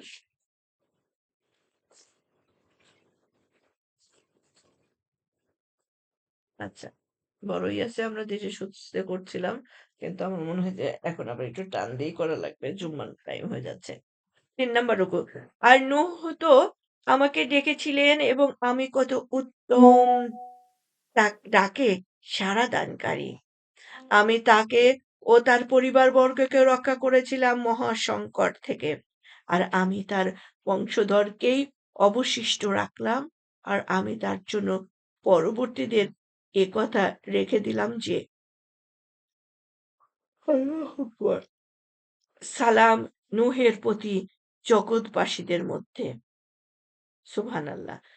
আমি খাঁটি বান্দাদেরকে এরূপই পুরস্কৃত করে থাকি। তাহলে নূহ আলাইহিস সালামের জাতি আমরা জানি যে উনার প্লাবন হয়ে সব ধ্বংস হয়ে গেছিল এবং আল্লাহর কাছে তিনি চেয়েছিলেন যে, "আল্লাহ, এরা কেউ কথা শোনে না। আপনাদেরকে" উম মানে আমরা জানি নূহ আলাইহিস সালাম ৯৫০ বছর করেছিলেন। উম উম দায়ের কাজ করেছিলেন। কিন্তু সে অনুসারী পায়নি। যাই হোক, আমরা পড়ছিলাম সূরা সফফাতের উম ৮০ নম্বর আয়াত পড়লাম। আ আমি খাঁটি বান্দাদেরকে এরূপে পুরস্কৃত করে থাকি। ৮১ নম্বর আয়াত। নিঃসন্দেহে তিনি ছিলেন আমার ঈমানদার বান্দাদের অন্তর্ভুক্ত। অতঃপর আমি উপ আমি অপর লোকদেরকে নিমজ্জিত করে দিলাম। আর নিশ্চয়ই নূহের অনুগামীদের মধ্যে ছিলেন ইব্রাহিম। স্মরণ করো, তিনি তার রবের কাছে বিশুদ্ধ চিত্তে এলেন। তখন তিনি তার পিতা ও তার কওমকে বললেন, তোমরা কিসের উপাসনা করো? তোমরা কি আল্লাহকে ছেড়ে মিথ্যা দেবতাদের চাও? তবে তোমাদের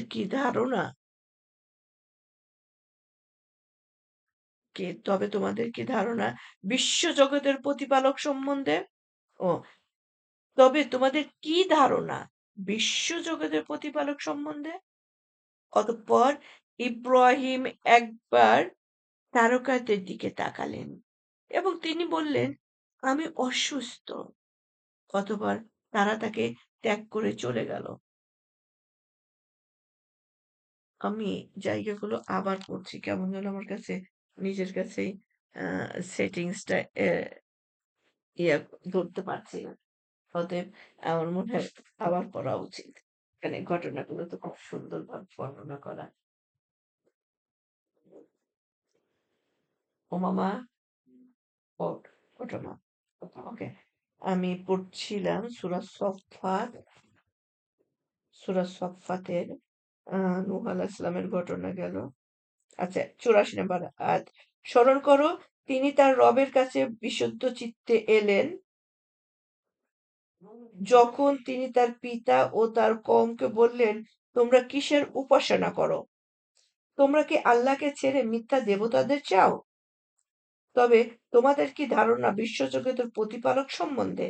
এটা ইব্রাহিম আলাইহিস সালাম আর হচ্ছে।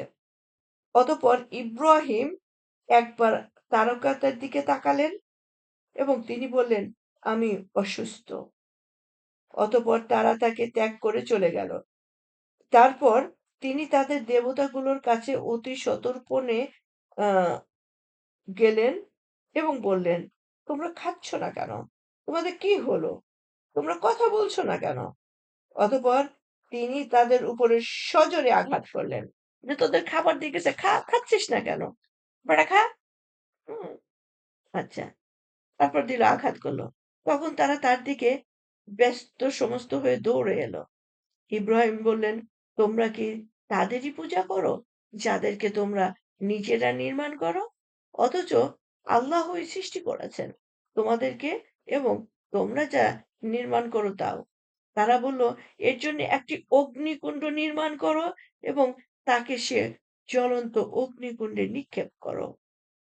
বস্তুত তারা তার বিরুদ্ধে বিরাট চক্রান্তের সংকল্প করেছিল, কিন্তু আমি তাদেরকে পরাভূত করে দিলাম।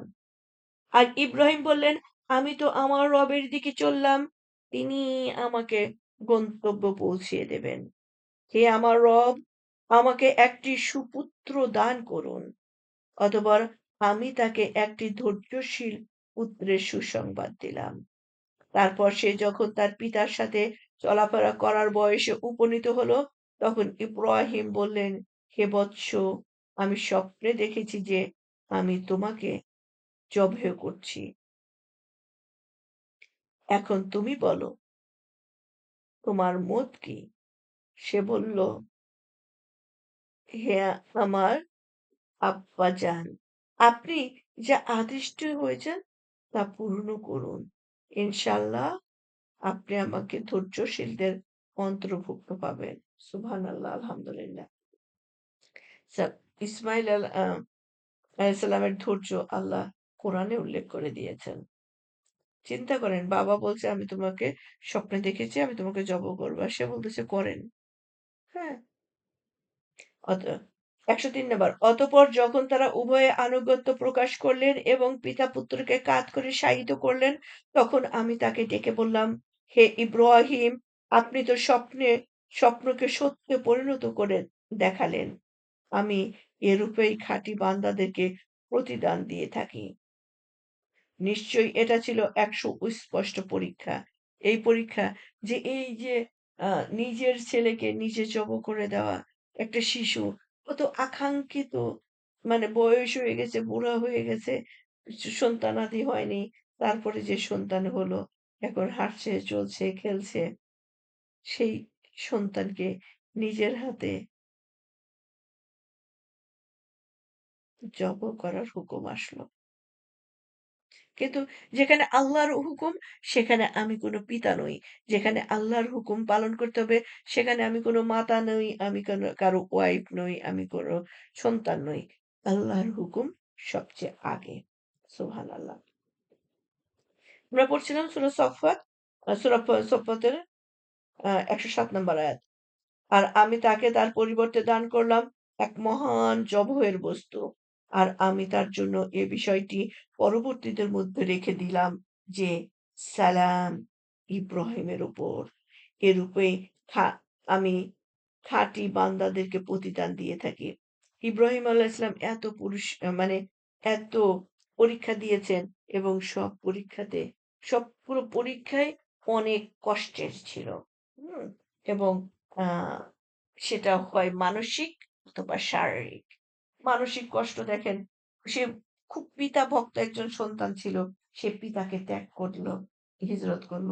তারপরে তাকে আগুনের মধ্যে থ্রো করা হলো। হ্যাঁ? আগুনকে না, সে পরীক্ষায় পাস করলেন, তাই তো আগুনকে উনি নিভিয়ে দিলেন। তাই না? বার্ধক্য সময় এক সন্তান পেলেন। সেই সন্তান যখন একটু, একটু বড় হলো, শিশু অবস্থায় তাকে বলল যে, "সন্তানকে তুমি এবার রেখে আসো মক্কাতে। আমাদের ভাষায় বনবাসে। যেখানে মানুষ নাই, ঘর নাই, খাওয়ার নাই, এক উন্মুক্ত জায়গায় রেখে আসো।" রেখে আসলেন, আল্লাহর হুকুম। এটা কলিজা ছিঁড়ে যাচ্ছে? না, আল্লাহর হুকুম।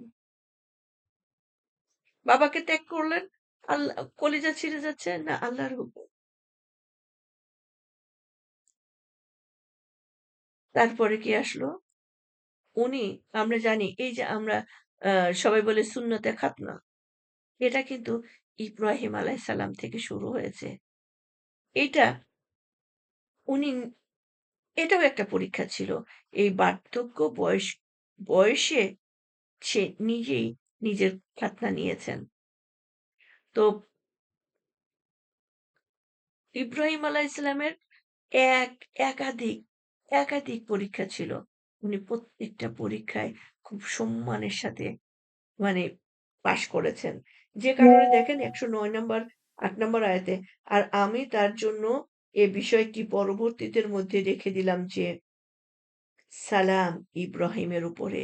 পরবর্তীদের কিয়ামত পর্যন্ত আমরা সবাই কি করি? দরুদে ইব্রাহিম পড়ি, তাই না? আমরা সবাই দরুদে ইব্রাহিম পড়ি। সুবহানাল্লাহ। এটা ইব্রাহিম আলাইহিস সালামকে আমরা প্রতিটা নামাজে স স্মরণ করছি, সম্মান করছি, এবং আমাদের রাসূলকে। এরূপেই আমি খাঁটি বান্দাদেরকে প্রতিদান দিয়ে থাকি। নিশ্চয় তিনি ছিলেন আমার মুমিন বান্দাদের একজন। আর আমি তাকে সুসংবাদ দিয়েছিলাম, ইসহাক, তিনি নেককারদের মধ্য থেকে অন্যতম নবী। আর আমি তাকে বরকত দান করেছিলাম, এবং ইসহাককেও তাদের বংশধরদের মধ্যে কতক ছিল নেককার এবং কতক নিজেদের উপর প্রকাশ্যে জালিম। আমরা জানি ইসহাক আলাইহিসসালামের ছেলে ইয়াকুব আলাইহিসসালাম, ইয়াকুব আলাইহিসসালামের ছেলে ইউসুফ আলাইহিসসালাম। উম ইউসুফ আলাইহিসসালাম একজন নবী হয়েছেন বাদবাকি ছেলেদের চক্রান্তে। তো উম ইউসুফ আলাইহিসসালামকে কুয়ার মধ্যে ফেলে দিল। তাই না? সে আরেক ইতিহাস।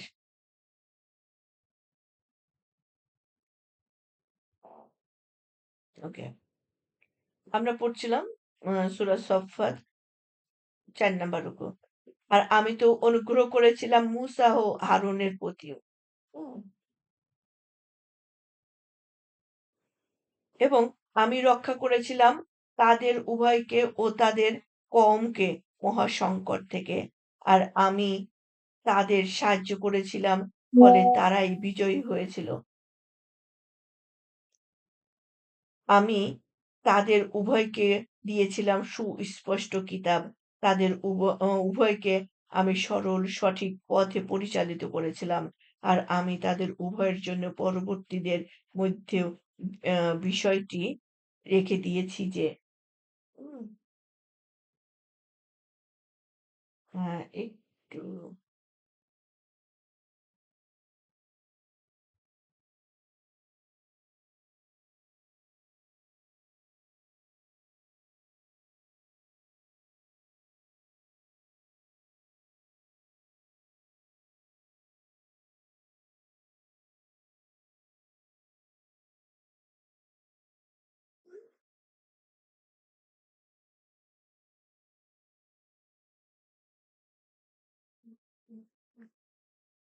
ওকে, সরি।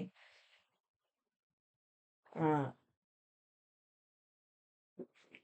আমরা পড়ছিলাম সূরা সফফাত ১২০ নাম্বার আয়াত। তো ১১৯ এ ছিল আর আমি তাদের উভয়ের জন্য পরবর্তীদের জন্য এ বিষয়টি রেখে দিয়েছি যে সালাম মূসা ও হারুনের প্রতি। এরূপে আমি খাঁটি নেককার বান্দাদের প্রতিদান দিয়ে থাকি। নিশ্চয় তারা উভয়েই ছিলেন আমার মুমিন বান্দাদের অন্তর্ভুক্ত। আর নিঃসন্দেহে ইলিয়াসও ছিলেন রাসূলদের একজন। স্মরণ করো তিনি তার কওমকে বলেছিলেন, তোমরা কি আল্লাহকে ভয় করো না? তোমরা কি আ বাআল দেবতার পূজা করবে? এবং আর সর্বশ্রেষ্ঠ সৃষ্টিকর্তাকে পরিত্যাগ করবে? যিনি আল্লাহ তোমাদের রব এবং তোমাদের পূর্ববর্তী পিতৃপুরুষদেরও। অবশেষে তারা তাকে অস্বীকার করল। সুতরাং তাদেরকে অবশ্যই শাস্তির জন্য হাজির করা হবে। তবে যারা আল্লাহর খাঁটি নেককার বান্দা তারা নয়। আর আমি তার জন্য পরবর্তীদের মধ্যে এ বিষয়টি রেখে দিয়েছি যে সালাম ইলিয়াসের প্রতি। যে আল্লাহর পক্ষ থেকে দেখেন সবাই মানে সব নবী রাসূলদেরকে সালাম দেওয়া হচ্ছে সুবহানাল্লাহ।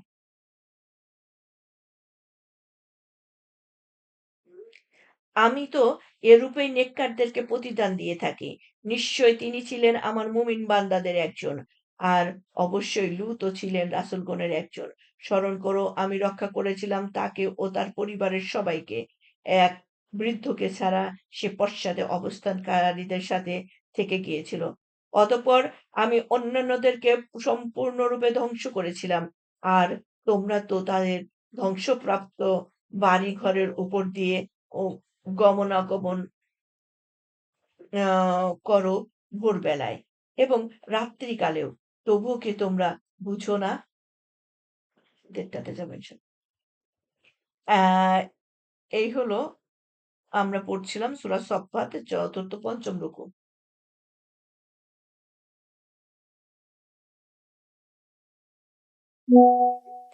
৫ম রুকুয়ে ১৩৯ নাম্বার আয়াত।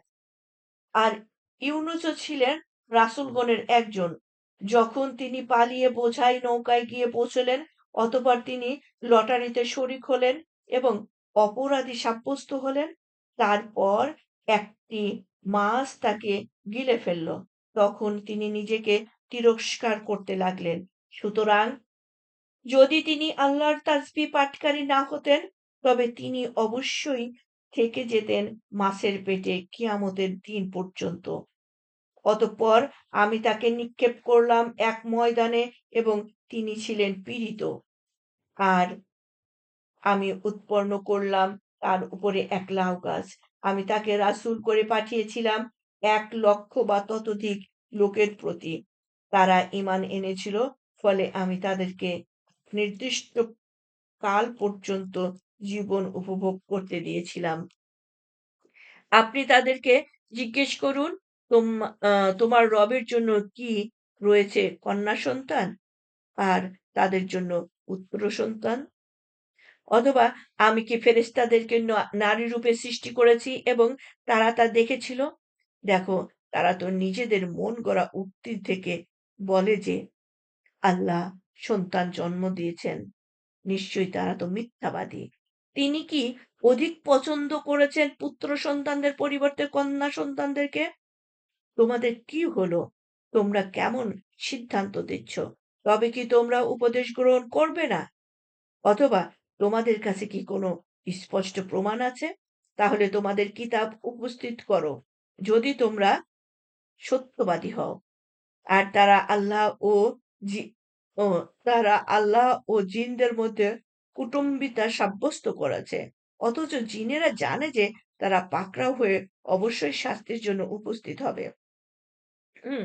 এটা মানুষের মধ্যে কিন্তু এই কাজটা খুব বেশি হয়। এই জিনদের কাছে যাওয়া, জিনদের সাহায্য নেওয়া এবং যেহেতু ইসলামের মানে জ্ঞান নাই, আল্লাহ সম্পর্কে কোনো ধারণা নাই, আল্লাহর উপরে বিশ্বাস করে না, তাই মনে করে এই জিন বাবাই তাদের রব হয়ে গেছে। নাউজুবিল্লাহ মিন যালিক। তারা যা বলে তা থেকে আল্লাহ মহান, পবিত্র। তবে তারা আল্লাহর খাঁটি বান্দা, তারা পাকড়াও হয়ে আসবে না।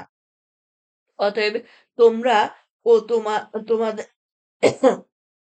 উপাস্যরা সবাই মিলে কাউকে আল্লাহ সম্বন্ধে বিভ্রান্ত করতে পারবে না, কেবল তাকে ছাড়া যে দোজখে প্রবেশ করবে।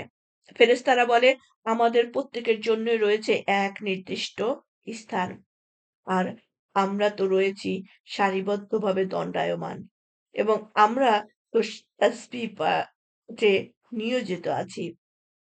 আর কাফেররা তো বলতো, যদি পূর্ববর্তীদের কিতাবের ন্যায় আমাদের কাছেও কোনো কিতাব থাকতো, তবে আমরা অবশ্যই আল্লাহর খাঁটি বান্দা হতাম। আল্লাহ যাদেরকে কিতাব দিয়েছে তারা কিতাব অবিশ্বাস করে। যাদের কাছে কিতাব নেই বলে, আমাদের কিতাবটা যদি ঐরকম হতো তাইলে আমরা বিশ্বাস করতাম। হুম? আবার ঐরকম কিতাব যারা পেয়েছিল তারা আবার বিশ্বাস করে নাই। আবার বলে যে, ওইসব লোকদের কাছে কেন কিতাব আসলো? আমার কাছে আসলে আমি বিশ্বাস করতাম। আবার কেউ বলে, ওইসব লোকদেরকে আমি যাদের ২ দিন আগেও করতাম না, তাদেরকে আমি নবী হিসাবে মানবো? আমাকে নবী বানানো নাইলে আমি হয়তো বিশ্বাস করতাম, আমি আমল করতাম। মানে সবাই নিজের মতো করেই যায়। আর আল্লাহ বলতেছেন, নবী সেটা আমি চুজ করেছি। আমার সিলেক্টেড বান্দারাই হচ্ছে আ তাদেরকে দিয়ে আমি কাজ করাই। তাহলে নাসরুল্লাহ কি সবাই হতে পারে? না। আল্লাহর সাহায্যকারী, আল্লাহর সিলেক্টেড বান্দারাই ইসলামের ছায়াতলে আছে। আল্লাহর সিলেক্টেড বান্দারাই আল্লাহর আ কাজে সাহায্যকারী হয়। তাই না? তো সবার সৌভাগ্য হয় না যে সবাই ইবাদত করে। সবার সৌভাগ্য হয় না সবাই ইসলামের ছায়াতলে থাকে, ইসলাম প্রচারের কাজে সাহায্য করে, ইসলাম প্রতিষ্ঠার কাজে সাহায্য করে। সেটা শারীরিক, মানসিক, আর্থিক, হোয়াটএভার ইট ইস। ১৭১ নম্বর আয়াত। আমার রাসূল বান্দাদের সম আমার রাসূল বান্দাদের সম্পর্কে আমার এ কথা পূর্বেই স্থির হয়েছে যে, অবশ্যই তারা হবেন সাহায্যপ্রাপ্ত এবং আমার বাহিনী অবশ্যই তারাই হবে বিজয়ী। তাহলে এই যে যারা নাসরুল্লাহ আর নবী, রাসূল, আল্লাহর সাহায্যকারী, এদেরকে আল্লাহও সাহায্য করবেন। তাদেরকে আল্লাহ বিপদে ফেলবেন না এবং তাদেরকে পরীক্ষাও নেবেন এবং তাদেরকে পুরস্কারও দেবেন। পুরস্কার অবশ্যই জান্নাতুল ফেরদাউস। অতএব আপনি কিছুকালের জন্য তাদেরকে উপেক্ষা করুন এবং তাদের প্রতি লক্ষ্য রাখুন। তারাও শীঘ্রই দেখতে পাবে তারা কি আমার আযাব দ্রুত চায়। যখন তাদের আঙিনায় আযাব এসে পড়বে, তখন সতর্ককৃতদের প্রভাত হবে কত মন্দ। অতএব আপনি কিছুকালের জন্য তাদেরকে উপেক্ষা করুন এবং আপনি লক্ষ্য করুন তারাও শীঘ্রই দেখতে পাবে। তারা যা বলে তারা যা বলে থাকে তা থেকে আপনার রব, যিনি মহা মহিমান্বিত, সকল ক্ষমতার মালিক, পবিত্র, মহান, সালাম রাসূলগণের প্রতি। আর সকল প্রশংসা আল্লাহর, যিনি বিশ্বজগতের প্রতিপালক।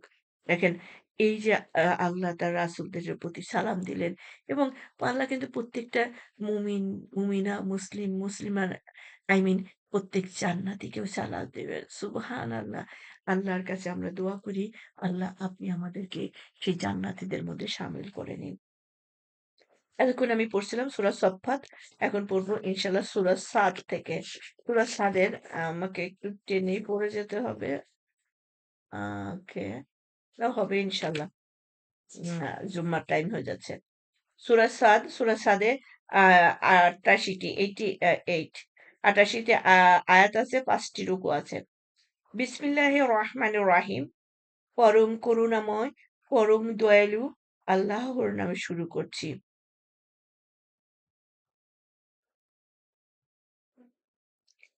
উম সদ কি সদ কসম কোরআনের যা উপদেশ পরিপূর্ণ। বরং কাফেররা অত্যুত্তর দরুন বিদ্বেষপ্রবণ ও বিরোধিতায় লিপ্ত। তাদের পূর্বে আমি বহু জনগোষ্ঠীকে ধ্বংস করেছি, তখন তারা আর্তনাদ করেছিল, কিন্তু তখন মুক্তি লাভের কোনো সময় ছিল না। তারা এতে বিস্মিত হলো যে তাদের কাছে এসেছে তাদেরই মধ্য থেকে এক সতর্ককারী। আর কাফেররা বলতে লাগলো, এ ব্যক্তি তো এক জাদুকর, মিথ্যাবাদী। সে কি বহু উপাস্যর স্থানে একজন মাত্র উপাস্য সাব্যস্ত করে দিয়েছে? বস্তুত এটা এক বিস্ময়কর ব্যাপার। তাজিম, তুমি জুম্মা নাগেটে পড়বা না সুন্নাতুল জামাত? আচ্ছা, আমরা সুন্নাতুল জামাতে যাবো ইনশাল্লাহ। আউযুবিল্লাহি মিনাশ শাইতানির রাজিম। আর তাদের সর্দাররা একথা বলে চলে যায় যে, তোমরা চলে যাও এবং নিজেদের উপাস্যর পূজায় অটল থাকো। নিশ্চয়ই এ তো এক উদ্দেশ্যমূলক ব্যাপার। আমি কি একটু স্কিপ করে ফেলছি। আউযুবিল্লাহি মিনাশ শাইতানির রাজিম। তারা এতে বিস্মিত হলো যে তাদের কাছে এসেছে তাদেরই মধ্য থেকে এক সতর্ককারী। আর কাফেররা বলতে লাগলো, এ ব্যক্তি তো এক জাদুকর, মিথ্যাবাদী। সে কি বহু উপাস্যর স্থানে একজন মাত্র উপাস্য সাব্যস্ত করে দিয়েছে? বস্তুত এটা এক বিস্ময়কর ব্যাপার। হ্যাঁ, এ একেবারে দেখেন প্রত্যেকটা নবী রাসূলের একই রকম অপবাদই বলা চলে। এই আমরা এত দেবতার উপাসনা করি, আমাদের সমস্যার সমাধানে না তুমি একজন নিয়ে আসলা। আর সেই আমরা তার কথা শুনবো। সে এত ক্ষমতাধর হয়ে গেল, একজনই সবকিছু করতে পারবে। নাউজুবিল্লাহ মিন যালিক। হুম? প্রত্যেকটা নবী রাসূলকে এভাবে হেয় করা হয়েছে। হেয় করা হয়েছে। সে ধনী না, তারপরে সে কি বলবো, অনাথ, কেউ ছিল ইয়াতীম। আম মানে একেকজনকে একেকভাবে হেয় প্রতিপন্ন করা হয়েছে। আচ্ছা, আর তাদের সর্দাররা একথা বলে চলে যায় যে, তোমরা চলে যাও এবং নিজেদের উপাস্যদের পূজায় অটল থাকো। নিশ্চয়ই এ তো উদ্দেশ্যমূলক ব্যাপার। হুম? আসে, এসে দেখে টেখে জাতির উদ্দেশ্যে বলে, খবরদার, খবরদার এর ইয়ে করো না, অনুসরণ করো না। এ একজন উপাস্যকের উপাসনা করতে বলতেছে। খবরদার, তোমরা কিন্তু মিসগাইড হয়ে গেলে। চলে আসো। আচ্ছা, এরূপ কথা তো আমরা পূর্ববর্তীদের ধর্মে শুনিনি। এটা তো মন গড়া উক্তি ছাড়া আর কিছু না। আমাদের মধ্য থেকে কেবল এ ব্যক্তির উপরই কি আল্লাহর কোরআন নাজিল করা হলো? আসলে তারা তো আমার কোরআন সম্বন্ধে সন্দেহের মধ্যে রয়েছে। বরং তারা এখন পর্যন্ত আমার আযাব আস্বাদন করেনি। তাদের কাছে আছে কি আপনার পরাক্রমশালী তাদের কাছে আছে কি আপনার পরাক্রমশালী মহান দানশীল রবের অনুগ্রহের ভাণ্ডারসমূহ? অথবা তাদের কি আধিপত্য আছে আসমান ও জমিন এবং এতদ উভয়ের মধ্যবর্তী সহ কিছুর উপর, তাহলে তারা সিঁড়ি লাগিয়ে আসমানে আরোহণ করুক। বহু বাহিনীর মধ্যে এখানকার ও বাহিনী অবশ্যই পরাজিত হবে। এদের পূর্বেও রাসূলদেরকে অস্বীকার করেছিল নূহের কওম, আদ এবং বহু শিবিরের মালিক ফেরাউন এবং সামুদ, লূতের কওম ও আইকার অধিবাসীরা। এরাই হলো বহু বাহিনী। এরা প্রত্যেকেই রাসূলগণকে অস্বীকার করেছিল, সুতরাং আমার শাস্তি তাদের উপর আপতিত হয়েছিল। এরা তো কেবল একটি বিকট চিৎকারের প্রতীক্ষা করছে, যাতে নিঃশ্বাস গ্রহণেরও অবকাশ থাকবে না। এরা বলে, হে আমাদের রব, আমাদের প্রাপ্য অংশ আমাদেরকে বিচারের দিনের পূর্বেই শীঘ্র দিয়ে দিন। এরা যা কিছু বলে তাতে আপনি ধৈর্য ধারণ করুন এবং স্মরণ করুন আমার বান্দা দাউদের কথা, যিনি ছিলেন খুব শক্তিশালী এবং যিনি ছিলেন অতিশয় আল্লাহ অভিমুখী।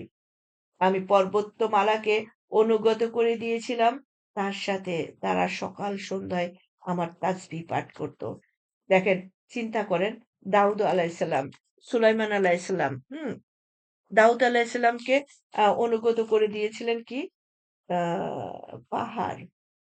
এরা যা কিছু বলে ধৈর্য ধর। আর আমার বান্দা দাউদের কথা, যিনি ছিলেন খুব শক্তিশালী এবং যিনি ছিলেন অতিশয় আল্লাহ অভিমুখী। তিনি পর্বতমালাকে তো ওকে। আমি না, দাউদ আলাইহিস-সালামের অনুগত ছিল পর্বতমালা। আ আমরা জানি দাউদ আলাইহিস-সালাম কিন্তু হাত দিয়েই এই, এই লোহার সমস্ত কিছু তৈরি করতে পারতেন। আচ্ছা। তো এগুলো আল্লাহর দান ছিল। আর সুলাইমান আলাইহিস-সালামের রাজত্বে উনার কথা, উনি সবকিছুর কথা বুঝতেন। পক্ষীকুলের কথা, পিঁপড়ার কথা, আর বাতাস উনার হুকুমে চলত। মানে এভরিথিং উনার হুকুমে চলত।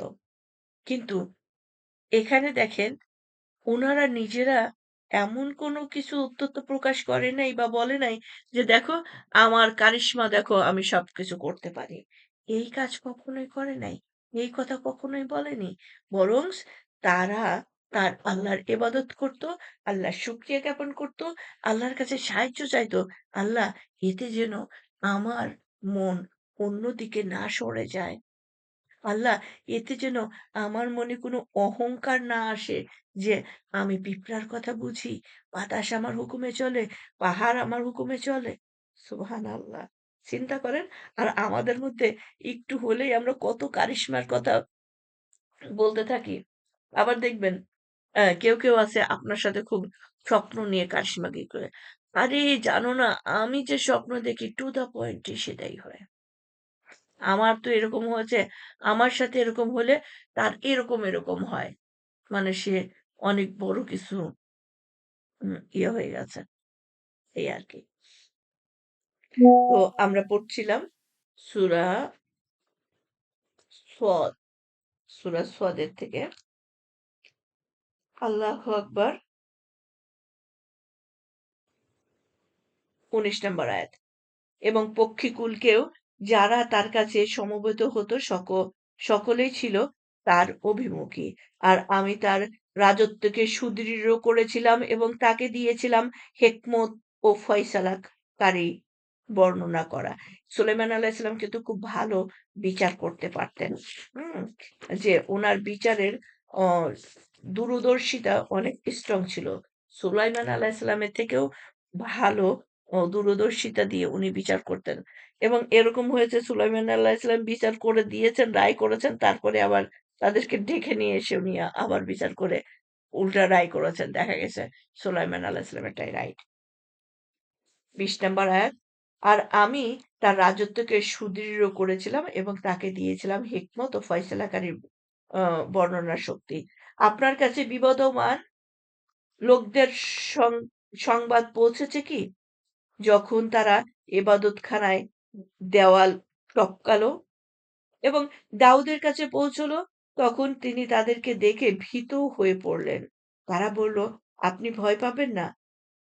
আমরা বিবদমান দুটি পক্ষ একে অপরের প্রতি বাড়াবাড়ি করেছি, অতএব আমাদের মধ্যে ন্যায়ভাবে বিচার করে দিন। অবিচার করবেন না এবং আমাদেরকে সঠিক পথ সঠিক পথ বলে দিন।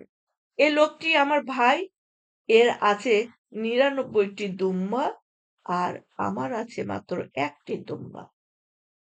এরপরও সে বলে, ওইটি আমার জিম্মায় দিয়ে দাও এবং কথায় কথার জোরে সে আমাকে পরাস্ত করে। দাউদ বললেন, এ ব্যক্তি তোমার দুম্বাটিকে তার দুম্বাগুলোর সাথে সংযুক্ত করার দাবি করে তোমার প্রতি অবশ্যই জুলুম করেছে।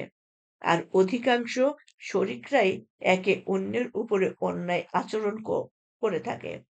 তবে যারা ঈমান এনেছে এবং নেক কাজ করে থাকে তারা নয়। অবশ্যই এরূপ লোক খুবই বিরল। আর দাউদ বুঝতে পারলেন যে তাকে আমি তাকে পরীক্ষা করেছি। অতএব তিনি স্বীয় রবের সমীপে ক্ষমা প্রার্থনা করলেন এবং সিজদায় লুটিয়ে পড়লেন ও তার অভিমুখী হলেন। আমি তার ত্রুটি মার্জনা করে দিলাম, আর তার জন্য তো রয়েছে আমার কাছে নৈকট্যর মর্যাদা এবং শুভ পরিণাম। হে দাউদ, আমি আপনাকে পৃথিবীতে প্রতিনিধি করেছি এবং অতএব আপনি মানুষের মধ্যে ন্যায়ভাবে বিচার মীমাংসা করতে থাকুন এবং প্রবৃত্তির বশীভূত হবেন না। কেননা তাহলে তা আপনাকে আল্লাহর পথ থেকে বিচ্যুত করে দেবে। নিশ্চয়ই যারা আল্লাহর পথ থেকে বিচ্যুত হয় তাদের জন্য রয়েছে ভীষণ শাস্তি, যেহেতু তারা হিসাব নিকাশের দিনকে ভুলে রয়েছে। আমরা পড়ছিলাম সূরা সদের ২৭ নম্বর আয়াত, এটা ২৩ নম্বর পারা। আর আমি আসমান, জমিন এবং এতদ উভয়ের মধ্যস্থিত কোনো কিছুই অনর্থক সৃষ্টি করিনি। আমি এসব নিরর্থক সৃষ্টি করেছি কি আমি এসব নিরর্থক সৃষ্টি করেছি, এরূপ ধারণা তো তোমাদের যারা কাফের, সুতরাং কাফেরদের জন্য রয়েছে জাহান্নামের দুর্ভোগ। সো আল্লাহর সৃষ্টি এখনো অনেকেই মনে করে আল্লাহর মনে চাইছিল একটু খেলতে তাই খেলছে, খেলতে মাসে নাউজুবিল্লাহ মিন জালেক। আবার কেউ বলে এগুলোর কি যুক্তি আছে বুঝি না, আল্লাহ কেন এগুলোকে তৈরি করছে, মানে আল্লাহর সৃষ্টি নিয়ে চিটিং। আল্লাহ আমাদেরকে হেফাজত করুন, রহমত করুন। ২৮ নম্বর আয়াত, যারা ঈমান এনেছে এবং নেক কাজ করেছে, আমি কি তাদেরকে ওইসব লোকের সাথে লোকের ইম সমান করে দেব যারা পৃথিবীতে ফ্যাসাদ সৃষ্টি করে বেড়ায়? অথবা আমি কি মুত্তাকিদেরকে পাপিষ্ঠদের সমান করে দেব? এ কোরআন একটি বরকতময় কিতাব। আমি তা আপনার প্রতি নাজিল করেছি যেন মানুষ এর আয়াতসমূহ অনুধাবন করে এবং জ্ঞানবান লোকেরা উপদেশ গ্রহণ করে। আর আমি দাউদকে দান করলাম সুলাইমান। সে ছিল অতি উত্তম বান্দা। তিনি তো ছিলেন অতিশয় আল্লাহ অভিমুখী।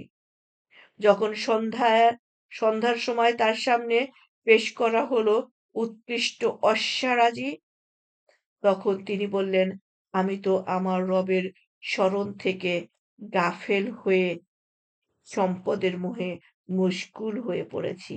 এমনকি সূর্য পর্দার আড়ালে চলে গেছে। এগুলোকে আমার এগুলোকে আবার আমার সামনে আনো। তারপর তিনি সেগুলোর পা ও গলদেশ কেটে ফেলতে লাগলেন। হুম?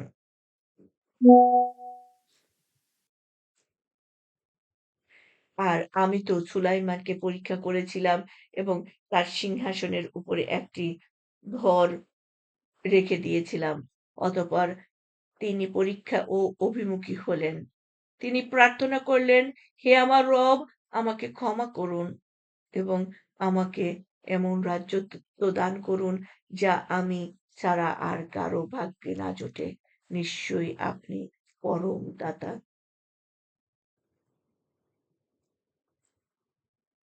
তো আমরা যখনই কোনো আল্লাহর কাজ করি অথবা মুসিবতে পড়ি, ঈমানের উপরে সেটা মোকাবেলা করি। তো এরপরে আমরা আল্লাহর মানে তওবা কবুল। আল্লাহর কাছে যখন তওবা করব অথবা আল্লাহর কাছে যখন কিছু চাইবো, তার আগে তওবা করে নিব, ইস্তিখারা করে নিব। আল্লাহর কাছে পানা চেয়ে নিব। আল্লাহ যেহেতু তওবা সবচেয়ে পছন্দ করেন, তারপরে আমরা আমাদের চাওয়াটা চাইবো। সেক্ষেত্রে দেখা যাবে আমাদের চাওয়াটা বেশি দ্রুত কবুল হচ্ছে। ওকে। তিনি আচ্ছা ৩৫ নম্বর আয়াত সূরা সদ। তিনি প্রার্থনা করলেন, হে আমাদের রব আমাকে ক্ষমা করুন এবং আমাকে এমন রাজত্ব দান করুন যা আমি ছাড়া আর কারো ভাগ্য জোটে না না জোটে। নিশ্চয়ই আপনি পরম দাতা। আল্লাহর কাছ থেকে সুলাইমান আলাইহিসসালাম রাজত্ব চেয়ে নিলেন যে আমারটাই স্মরণীয় হয়ে থাকবে। এখনো পর্যন্ত সুলাইমান আলাইহিসসালামের রাজত্বই স্মরণীয় হয়ে আছে। এরকম রাজত্ব আর কাউকে দেওয়া হয় নাই। তখন আমি বায়ুকে তার বশীভূত করে দিলাম, যা তার নির্দেশে যেখানে তিনি ইচ্ছে করতেন সেথায় মৃদু গতিতে প্রবাহিত হতো এবং বশীভূত করেছিলাম শয়তানদেরকেও, যারা ছিল ইমারত নির্মাণকারী ও ডুবুরি, এবং আরো অনেককে যারা শৃঙ্খলে আবদ্ধ থাকত। এগুলো আমার অনুগ্রহ। অতএব আপনি কাউকে দান করেন কিংবা নিজের জন্য রেখে দেন, তজ্জন্য আপনাকে জবাবদিহি করতে হবে না। আর আমার কাছে তো রয়েছে তার জন্য নৈকট্যর মর্যাদা ও শুভ পরিণাম। আমরা পড়ছিলাম সূরা সদ, সদের ৪১ নম্বর আয়াত, ৪ নম্বর রুকু, ২৩ নম্বর পারা। স্মরণ করো আমার বান্দা আইয়ুবের কথা, যখন তিনি তার রবকে আহ্বান করে বলেছিলেন, শয়তান তো আমাকে যন্ত্রণা ও কষ্টে ফেলেছে। আদেশ করলাম, আপনার পা দিয়ে জমিনে আঘাত করুন। আঘাত করতেই একটি প্রস্রবণ উৎপন্ন হলো। তাতে ছিল সুশীতল গোসলের পানি এবং পানীয়। আর আমি তাকে দান করলাম তার পরিজনবর্গ এবং তৎসঙ্গে তাদের সমান আরো আমার তরফ থেকে রহমত স্বরূপ এবং জ্ঞানবানদের জন্য উপদেশ স্বরূপ। এক মুষ্টি কঞ্চি হাতে নিন, তারপর তা দিয়ে আঘাত করুন এবং শপথ ভঙ্গ করবেন না। আমি তাকে অবশ্য ধৈর্যশীল পেয়েছি। তিনি ছিলেন কত উত্তম বান্দা। তিনি ছিলেন আল্লাহ অভিমুখী। স্মরণ করো আমার বান্দা ইব্রাহিম, ইসহাক ও ইয়াকুবের কথা।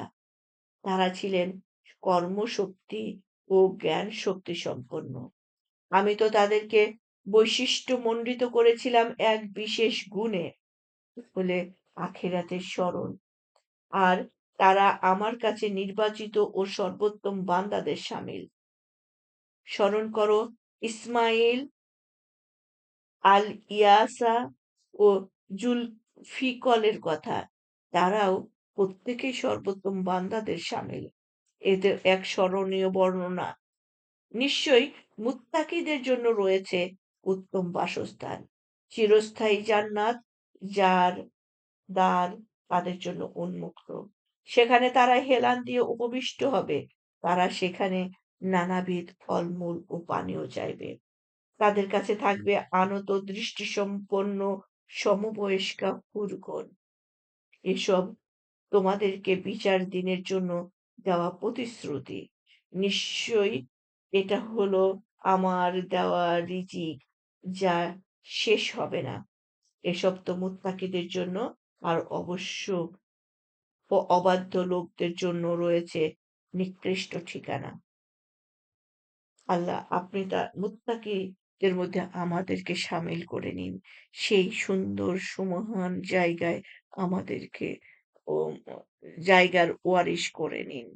আল্লাহ আমাদেরকে, আপনি যাদেরকে বিনা বিচারে জান্নাত দান করবেন, আমাদেরকে তাদের মধ্যে শামিল করে নিন। পড়ছিলাম সূরা সদ ৫৬ নম্বর আয়াত। জাহান্নাম, হেথায় তারা প্রবেশ করবে, বস্তুত তা অতি নিকৃষ্ট আবাসস্থল। আল্লাহুম্মা আজিরনি মিনান নার। এটা ফুটন্ত পানি ও পুঁজ, অতএব তারা তা আস্বাদন করুক। এবং এরূপ আরো আছে যারা নানা ধরনের শাস্তি। এই তো একদল তোমাদের সাথে প্রবেশ করছে, তাদের জন্য নেই কোনো অভিনন্দন, তারা তো দোজখে জ্বলবে। আল্লাহুম্মা আজিরনি মিনান নার। আমরা জানি জান্নাতীদের জন্য কিন্তু সমস্ত জান্নাতীদের জন্য অভিবাদন আছে। সালাম, সুবহানাল্লাহ। কিন্তু জাহান্নামীদের জন্য তো এই সম্মান, অভিবাদন নাই। অনুগামীরা বলবে, বরং তোমরাও তোমাদের জন্য কোনো অভিনন্দন নেই। তোমার তোমরাই তো এ বিপদ আমাদের সামনে এনেছো। বস্তুত অতি নিকৃষ্ট আবাসস্থল। মানে নিজে সালাম পাই নাই বলবে, আমি পাই নাই, তুইও পাচ্ছিস না। তোরাই তো তোদের দেখে দেখে তো আমরা এই খারাপ কাজগুলো করছি। মানে এরকম তর্কাতর্কি ঝগড়া সেখানেও। তারা বলবে, হে আমাদের রব, যে ব্যক্তি এ বিপদকে আমাদের সম্মুখীন করেছে তাকে দোজখে দ্বিগুণ শাস্তি বর্ধিত করুন। তারা আরো বলবে, আমাদেরকে আমাদের কি হলো? আমরা যেসব লোককে নিকৃষ্ট বলে গণ্য করতাম তাদেরকে দেখতে পাচ্ছি না। তবে কি আমরা তাদেরকে অহেতুক আশ্চর্য সম্পদ বানিয়েছিলাম? না তাদের ব্যাপারে আমাদের দৃষ্টিভ্রম ঘটেছে? নিশ্চয়ই জাহান্নামীদের এ বাকবিতণ্ডা সত্য। এই যে জাহান্নামীদের কথোপকথন, জান্নাতীদের যে তারা চিটিং করত সেটা তাদের স্মরণ। তারপরে একজন আরেকজনকে বলবে মানে এই ঝগড়াঝাটি এগুলো আল্লাহ বলতেছে এগুলো সব সত্য। হুম? এগুলো হ্যাপেন্ড হবে। তোমরা মনে করো না জাস্ট গল্পের জন্য বলার জন্য বলা হচ্ছে। এগুলো যা সত্য ঘটনা সংঘটিত হয়েছে সেটা তোমাদেরকে জানানো হচ্ছে এবং যেটা অবশ্যই ঘটবে আমার পক্ষ থেকে সেটাও তোমাদেরকে জানানো হচ্ছে। আর আমার পক্ষ থেকে যেসব ঘটনা ঘটবে সেটা অবশ্যই ঘটবে। এটা হচ্ছে আল্লাহর ওয়াদা। হ্যাঁ? আল্লাহর তো কোনো কাজে যে হবে না এরকম তো কোনো আল্লাহর ডিকশনারিতে তো ওই কথা নাই। আচ্ছা, আমরা এখন পড়বো ইনশাআল্লাহ সূরা জুমার। সূরা জুমারে আছে হচ্ছে ৭৫ টি আয়াত, ৮ টি রুকু। ওকে। বিসমিল্লাহির রহমানির রহিম। পরম করুণাময়, পরম দয়ালু আল্লাহর নামে শুরু করছি। হে উমামা, গোসল করে নাও আম্মু। বিসমিল্লাহির রহমানির রহিম। এ কিতাব নাজিল হয়েছে পরাক্রমশালী, প্রজ্ঞাময় আল্লাহর তরফ থেকে। আমি আপনার প্রতি এ কিতাব সত্যসহ নাজিল করেছি। অতএব আপনি বিশুদ্ধ চিত্তে নিষ্ঠার সাথে আল্লাহর ইবাদত করুন। জেনে রেখো, নিষ্ঠাপূর্ণ বিশুদ্ধ ইবাদত একমাত্র আল্লাহরই জন্য। আর যারা আল্লাহকে ছেড়ে অপরকে অভিভাবক রূপে গ্রহণ করেছে এবং বলে যে আমরা তো এদের পূজা এজন্য করি যেন তারা আমাদেরকে আল্লাহর নৈকট্যে পৌঁছিয়ে দেয়। নিশ্চয়ই আল্লাহ তাদের মধ্যে ফয়সালা করে দেবেন সে বিষয়ে, যে বিষয়ে তারা নিজেদের মধ্যে মতভেদ করেছে। আল্লাহ তো তাকে আল্লাহ তো তাকে সৎ পথে পরিচালিত করেন না, যে মিথ্যাবাদী কাফের। যদি আল্লাহ সন্তান গ্রহণ করতে চাইতেন তবে তিনি অবশ্যই বেছে নিতেন নিজের সৃষ্টির মধ্য থেকে যাকে ইচ্ছে করতেন। তিনি পবিত্র, মহান। তিনি আল্লাহ এক, প্রবল, প্রতাপশালী। মানে আল্লাহকে নিয়ে রিসার্চ করা তোমাদের কাজ না। আল্লাহকে নিয়ে আল্লাহর ছেলে আছে না মেয়ে আছে, ছেলে আল্লাহ এটা গোপন করেছে বা আছে, অমুকে আল্লাহর ছেলে। এগুলো তোমাদের রিসার্চের টপিকস না। তোমাদের কাজ হচ্ছে ইবাদত করো এবং জান্নাত পারচেজ করো। হুম? আর আল্লাহ যদি তার ছেলের সন্তান এগুলো রাখতেনই, সেটা কি আবার তোমাদেরকে বলে দিতে হতো? আল্লাহর কি সেই বুদ্ধি নাই? হ্যাঁ? আল্লাহ সেটা নিজে রাখতে পারতেন না? আচ্ছা। ৪ নাম্বার আমরা পড়ছিলাম সূরা জুমার ৫ নাম্বার আয়াত। তিনি আসমান ও জমিন সৃষ্টি করেছেন যথাযথভাবে। তিনি রাত দিয়ে দিনকে আচ্ছাদিত করেন এবং দিন দিয়ে রাতকে আচ্ছাদিত করেন। তিনি নিয়মাধীন করেছেন সূর্য ও চন্দ্রকে, প্রত্যেকেই নির্ধারিত সময় পর্যন্ত চলতে থাকবে। জেনে রেখো, তিনি পরাক্রমশালী, পরম ক্ষমাশীল। তিনি তোমাদেরকে সৃষ্টি করেছেন একই ব্যক্তি থেকে, তারপর তা থেকেই তার জোড়া সৃষ্টি করেছেন এবং তোমাদের জন্য সৃষ্টি করেছেন ৮ প্রকার চতুষ্পর্যন্ত। তিনি তোমাদেরকে সৃষ্টি করেন এবং তোমাদের মাতৃগর্ভে এক অবস্থার পর অন্য অবস্থায় জীবিত অন্ধকারের মধ্যে। তিনি আল্লাহ তোমাদের রব, সর্বময় কর্তৃত্বধারী। তিনি ছাড়া কোনো মাবুদ নেই। অতএব তোমরা কোথায় ফিরে যাচ্ছ? যদি তোমরা কুফরি করো তবে আল্লাহ তোমাদের মুখাপেক্ষী নন, আর তিনি স্বীয় বান্দাদের জন্য কুফরি পছন্দ করেন না। আর যদি তোমরা শুকরগুজারি করো তবে তিনি তা তোমাদের জন্য পছন্দ করেন। কোনো বোঝা বহনকারী অপরের বোঝা বহন করবে না। অবশেষে তোমাদের রবের কাছে তোমাদের ফিরে যেতে হবে। তখন তিনি তোমাদেরকে জানিয়ে দেবেন তোমরা যা করতে। নিশ্চয় তিনি সম্যক অবগত ও সে বিষয়ে আছে তোমাদের যা আছে অন্তরে। আর যখন মানুষের উপর কোনো দুঃখ দৈন্য এসে পড়ে তখন সে তার রবকে ডাকতে থাকে এমন ভাবে তার অভিমুখী হয়ে। পরে যখন তিনি তাকে নিজের তরফ থেকে নিয়ামত দান করেন তখন সে ভুলে যায় সে কথা যার জন্য পূর্বে তাকে ডাকছিল এবং আল্লাহর শরীক সাব্যস্ত করে, যাতে অপরকে আল্লাহর পথ থেকে ভ্রষ্ট করতে পারে। আপনি বলুন, তুমি তোমার কুফর সহকারে কিছুকাল উপভোগ করে নাও, পরিশেষে তুমি তো দোজখীদের অন্তর্ভুক্ত হবে। আল্লাহ মাজিনি মিনান্নার। তার মানে নাশুকর ব্যক্তিদেরকে আল্লাহ পছন্দ করেন না। আচ্ছা, কাফেররা কি ওই ব্যক্তির সমান যে ব্যক্তি রাত্রিকালে সেজদারত অবস্থায় অথবা দাঁড়িয়ে ইবাদত করে, আখেরাতকে ভয় করে এবং স্বীয় রবের রহমত প্রত্যাশা করে? আপনি বলুন, যারা জানে এবং যারা জানে না তারা কি সমান হতে পারে? জ্ঞানবান লোকেরাই শুধু উপদেশ গ্রহণ করে। আমরা পড়ছিলাম সূরা জুমারের 10 নম্বর আয়াত, 2 নম্বর রুকু। এটা 23 নম্বর পারায়। আপনি আমার তরফ থেকে বলে দিন, হে আমার ঈমানদার বান্দারা, তোমরা ভয় করো তোমাদের রবকে।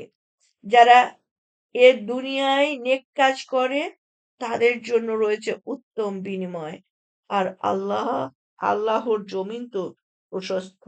ধৈর্যশীলরা তো তাদের পুরস্কার অপরিমিতভাবে পাবে। বলুন, আমি তো আদিষ্ট হয়েছি আল্লাহর ইবাদত করতে, তারই উদ্দেশ্যে একনিষ্ঠভাবে। আর এবং আরো আদিষ্ট হয়েছি যেন আমি সকল মুমিনদের মধ্যে প্রথম মুসলিম হই। বলুন, যদি আমি আমার রবের অবাধ্য হই তবে আমি ভয় করি এক ভীষণ দিবসের শাস্তির। বলুন, আমি ইবাদত করি আল্লাহরই, আমার ইবাদতে তার প্রতি একনিষ্ঠ হয়ে। অতএব তোমরা তাকে ছেড়ে যার ইচ্ছা তার ইবাদত করো। বলুন, নিশ্চয়ই তারাই কিয়ামতের দিন ক্ষতিগ্রস্ত হবে যারা ক্ষতি করেছে নিজেদের এবং নিজেদের পরিবারবর্গের। জেনে রেখো, এটাই প্রকাশ্য ক্ষতি। নিজেকে কিভাবে ক্ষতি করছে? নিজেকে জাহান্নামের জন্য রেডি করেছে। তাহলে এটাই তো ক্ষতি, তাই না? আর পরিবারকে কিভাবে ক্ষতি করেছে?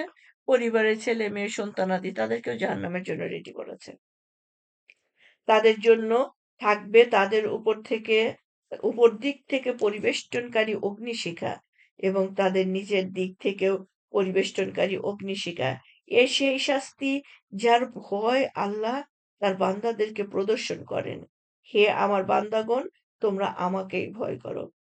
আর যারা তাগুদের পূজা করে দূরে থাকে এবং আল্লাহ অভিমুখে হয়, তাদের জন্য রয়েছে সুসংবাদ। অতএব সুসংবাদ দিন আমার বান্দাদেরকে। যারা মনোনিবেশ সহকারে কথা বলে, অতঃপর তার মধ্যে যা উত্তম সে অনুযায়ী কাজ করে, এরাই তারা যাদেরকে আল্লাহ সৎ পথে পরিচালিত করেছেন এবং এরাই তারা যারা জ্ঞানবান। যে ব্যক্তির উপর আযাবের হুকুম অবধারিত হয়ে গেছে, আপনি কি সে জাহান আপনি কি সে জাহান্নামীকে মুক্তি দিতে পারবেন? ও আল্লাহ মাঝে কিন্তু তারা যারা তাদের রবকে ভয় করে তাদের জন্য বেহেশতে এমন সব প্রাসাদ রয়েছে যার উপর আরো প্রাসাদ নির্মিত আছে, যার তলদেশে নহরসমূহ প্রবাহিত হয়। আল্লাহ এ প্রতিশ্রুতি দিয়েছেন। আল্লাহ কখনো প্রতিশ্রুতি ভঙ্গ করেন না। তুমি কি লক্ষ্য করনি যে আল্লাহ আসমান থেকে পানি বর্ষণ করেন, তারপর তিনি তা থেকে তারপর তিনি তা প্রবেশ করান জমিনের প্রস্রবণসমূহের মধ্যে, অথবা তদ্বারা নানা বর্ণের শস্য উৎপন্ন করেন। তারপর তা শুকিয়ে যায়, ফলে যখন তুমি তা হরিৎ বর্ণের দেখতে পাও, অবশেষে তিনি তাকে চূর্ণ বিচূর্ণ খড়কুটায় পরিণত করেন। অবশ্য এতে রয়েছে নিশ্চিত নিদর্শন জ্ঞানবানদের জন্য। তো এই ঘটনাটা কিন্তু আমরা পড়ি। এই যে সূরা কাহাফে প্রতি সপ্তাহে পড়ি। তো এরকম নাফরমানদের এই বাগান ধ্বংস করা না, নাফরমানদের এরকম বহু এক্সাম্পল তারা পায়, নাশকরিকারীদের এক্সাম্পল পায়, তারা সেটা করে না। আমরা কাহাপের ঘটনাটা কি ছিল? তারা ২ টা বাগানের মালিক মানুষকে দিবে, মিসকিন আসবে দেখে রাতের গভীরে তারা চুপ করে যাচ্ছে ফসল ঘরে তুলবে। হ্যাঁ? এখন ফসল কাটার সময় হয়েছে, মানুষ এসে বিরক্ত করবে, চাইবে। মানে আল্লাহর রাস্তায় দান করাটাকে তারা এটা জুলম মনে করে। আর আল্লাহ বলতেছেন, "আমি তোমাদেরকে সমস্ত কিছু দিয়েছি। তোম তোমার জন্য তুমি যাতে জান্নাত কিনতে পারো। আর তুমি এটাকে জুলম মনে করতেছো? তুমি আমার রাস্তায় ব্যয় করাটাকে জুলম মনে করলা?" হুম? একেবারে সেই বাগান মানে ধ্বংস হয়ে গেল। সেরকম আমাদের বহুত কিছু ধ্বংস হয়ে যায়। আমাদের আজকে ৳৫০০ হারাই গেলে কিচ্ছু মনে করি না। আমরা চাইনিজ খেতে গিয়ে ৳২,০০০ টিপস দেই। কিন্তু রাস্তার ধারের ফকিরকে ৳২০ দিতে চাই না। একজন ও ওই যে বললাম যে ৳২,০০০ টিপস দিচ্ছি। কিন্তু একজন কে আমরা ওই রাস্তায় আছে ৳৫০০ দিয়ে ইফতার কিনে দিচ্ছি না। হুম? এবং বলি ওদের অনেক আছে। যাই হোক, আমরা পড়ছিলাম সূরা জুমারের শেষ না কি যেন ২২ নম্বর আয়াত ৩ নাম্বার রুকু। এই রুকুটাই আজকের আমাদের শেষ রুকু হবে। ওকে। ২৩ নাম্বার পারা শেষ হয়ে যাবে। আল্লাহ যার বক্ষকে ইসলামের জন্য উন্মুক্ত করে দিয়েছেন এবং যে স্বীয় পক্ষের স্বীয় রবের তরফ থেকে আগত আলোর মাঝে রয়েছে, সে কি তার সমান? যে এরূপ নয়? দুর্ভোগ তাদের জন্য যাদের কঠোর হৃদয় আল্লাহর স্মরণে বিমুখ, তারা রয়েছে প্রকাশ্যে গোমরাহিতে। আল্লাহ, আপনি আমাদের বক্ষ উন্মুক্ত করে দিন। আপনার প্রতিটা আদেশ নিষেধ আ আমাদের পালন করার তৌফিক দান করুন। আমাদের উপরে রহমত করুন। ২৩ নম্বর আয়াত। আল্লাহ অতি উত্তম পানি নাজিল করেছেন, তা এমন কিতাব যা সুসমজ্জা সুসমনস্ত বারবার বর্ণিত। এতে তাদের দেহ রোমাঞ্চিত হয়ে ওঠে যারা স্বীয় রবকে ভয় করে। তারপর তাদের দেহ ও তাদের অন্তর প্রশান্ত উম হয়ে আল্লাহর স্মরণে ঝুঁকে পড়ে। এটাই আল্লাহর হেদায়েত। এরাই এরই মাধ্যমে তিনি যাকে ইচ্ছে হেদায়েত দান করেন। আর আল্লাহ যাকে পথভ্রষ্ট করেন তার কোনো পথপ্রদর্শক নেই। তাইলে আল্লাহ যে কিতাব দিয়েছেন এই কিতাব পড়ে অনেকেই এই কিতাবের প্রতি ঝুঁকে পড়ে। পড়তে তার প্রতি ঈমান নিয়ে আসে। এটাই হচ্ছে আল্লাহ যাকে ঈমান দান করল। এখন আল্লাহ কিন্তু সবাইকে কোরআন দান করেছেন। সবার মুঠোফোনে এখন কোরআন। সেখান থেকে তারা শুধু মাথাটা ঝুঁকে সেখান থেকে ইয়েটা গ্রহণ করছে না। শিক্ষাটা গ্রহণ করছে না। শিক্ষাটা গ্রহণ করলে তারাও কিন্তু আল্লাহর সেই নিয়ামত প্রাপ্ত বান্দাদের মধ্যে শামিল হয়ে যেতে পারত। ২৪ নম্বর আয়াত। যে ব্যক্তি কিয়ামতের দিন নিজের মুখমণ্ডল দিয়ে কঠিন আযাব ঠেকাতে চাইবে, সে কি তার মতো যে এরূপ নয়? আর এরূপ জালেমদেরকে বলা হবে, আস্বাদন করো তার শাস্তি যা তোমরা করতে। আল্লাহ আপনি আমাদেরকে মাফ করে দিবেন। সেই শাস্তি যেন আমাদের ভোগ না করতে হয়। তাদের পূর্ববর্তীরাও অস্বীকার করেছিল, ফলে তাদের উপর আযাব এমনভাবে এসেছিল যা তারা কল্পনাও করেনি। অতঃপর আল্লাহ তাদেরকে পার্থিব জীবনেই অপমানের স্বাদ আস্বাদন করালেন। আর আখিরাতের আযাব তো আরো ভীষণ। কতই না ভালো হতো যদি তারা জানতো। আর আমি তো এ কোরআনে মানুষের জন্য প্রত্যেক প্রকার দৃষ্টান্ত বর্ণনা করেছি, যাতে তারা উপদেশ গ্রহণ করে। এ কোরআন আরবি ভাষায়, এতে বিন্দু মাত্র বক্রতা নেই, যেন মানুষ সাবধান হয়। তাহলে আল্লাহ ডিক্লিয়ার দিয়ে দিচ্ছে, এই আরবি ভাষার কোরআন, এতে কোনো বক্রতা নেই। হুম? যেন মানুষ সাবধান হয়। আমরা সূরা আম অ্যা কমারে পেয়ে আসলাম। এই কোরআন মানুষের উপদেশের জন্য সহজ করে দেওয়া হয়েছে। সুবহানাল্লাহ! দেখেন আরবি পড়াটাও যতখানি সহজ, কোরআন বোঝাও কিন্তু অন্যান্য যেকোনো ভাষা থেকে আ হাজার গুণে বেশি সহজ। আল্লাহ একটি দৃষ্টান্ত বর্ণনা করেছেন। একজন দাস আছে, যার রয়েছে পরস্পর বিরুদ্ধভাবাপন্ন কয়েকজন অংশীদার মালিক।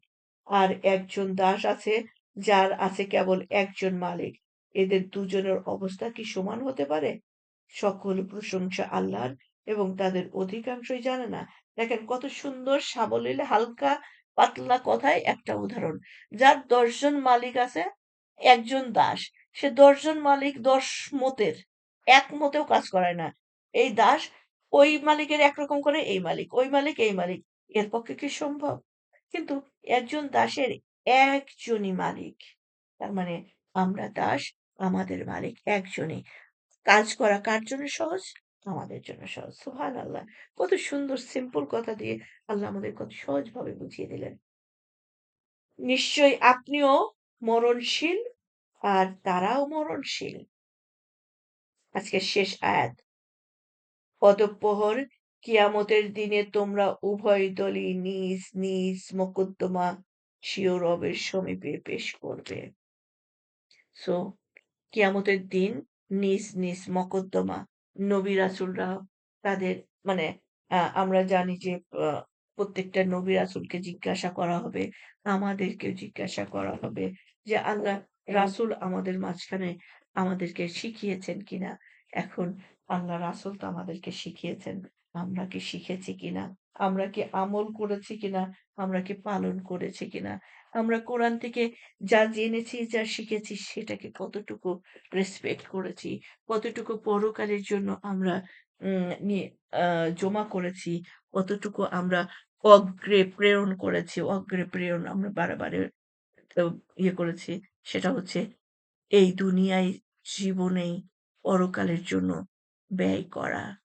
দুনিয়ায় থেকে পরকালের জন্য আমাদের নামাজ, রোজা, হজ, জাকাত, এবং দেখেন সেই সূরা বাকারার 3rd আয়াত থেকে আমরা ইয়ে হলো কি ১ম আয়াত তো আলিফ লাম মিম, তারপরের আয়াত হচ্ছে যালিকাল কিতাবু লা রাইবা ফিহি হুদাল লিল মুত্তাকিন। এই সেই কিতাব, এতে কোনো সন্দেহ নাই। এটা হচ্ছে মুত্তাকিদের জন্য হেদায়েত। এখন মুত্তাকি কারা? এই 3rd আয়াতে আল্লাহ বলতেছেন, যারা গায়বে বিশ্বাস করে, যারা নামাজ প্রতিষ্ঠা করে। তাহলে গায়বে বিশ্বাস, আল্লাহকে বিশ্বাস করলাম। নামাজে প্রতিষ্ঠা হচ্ছে আল্লাহর সামনে প্রতিদিন গিয়ে ৫ বার ডিক্লেয়ার দেয়, আল্লাহ আমি এখনো মুসলিম, আমি মুসলিম, আমি আপনারই ইবাদত করি, আপনার ছাড়া কারো ইবাদত করি না। তারপরে যারা তাকে যে রিজিক দেওয়া হয়েছে তা থেকে ব্যয় করে। দেখেন সুবহানাল্লাহ! আমাদের রিজিক থেকে ব্যয় করা, এটা আল্লাহ ওই হজ, জাকাত ওগুলোর সবকিছু ম্যান্ডেটরির আগে এটা নিয়ে এসে দিয়েছেন। এটা হচ্ছে এত আল্লাহর পছন্দ, এবং পুরা কোরআনে একটু পরপরই শুধু দানের কথা, এবং এটাই বলেছে অগ্রপ্রেরণের কথা। সো আমরা যেন এই তো আজকে শেষ। আজকে ২৫ টা রোজা, আজকে লাস্ট জুম্মা হয়ে যাচ্ছে। আমরা আগামী রমাদান পাবো কিনা? আমরা এই রমাদানে কতটুকু গুনাহ মাফ হলো আমরা জানি না। এখনো আমাদের আছে একটু সময় আছে। আজকেও একটা কদরের রাত আসবে। আমরা যেন সবাই আল্লাহর কাছে পানা চাই। আল্লাহর রাস্তাতে ২ হাতে আ পরকালের জন্য খরচ করি। শরীর দিয়ে, অর্থ দিয়ে, মন দিয়ে আল্লাহর ইবাদত করি। সো আ আজকে এই পর্যন্তই। সুবহানাকা আল্লাহুম্মা বিহামদিকা আশহাদু আল্লা ইলাহা ইল্লা আনতা আস্তাগফিরুকা ওয়া আতুবু ইলাইক। আসসালামু আলাইকুম ওয়া রাহমাতুল্লাহি ওয়া বারাকাতুহু। আমাদের ওয়ালাইকুম আসসালাম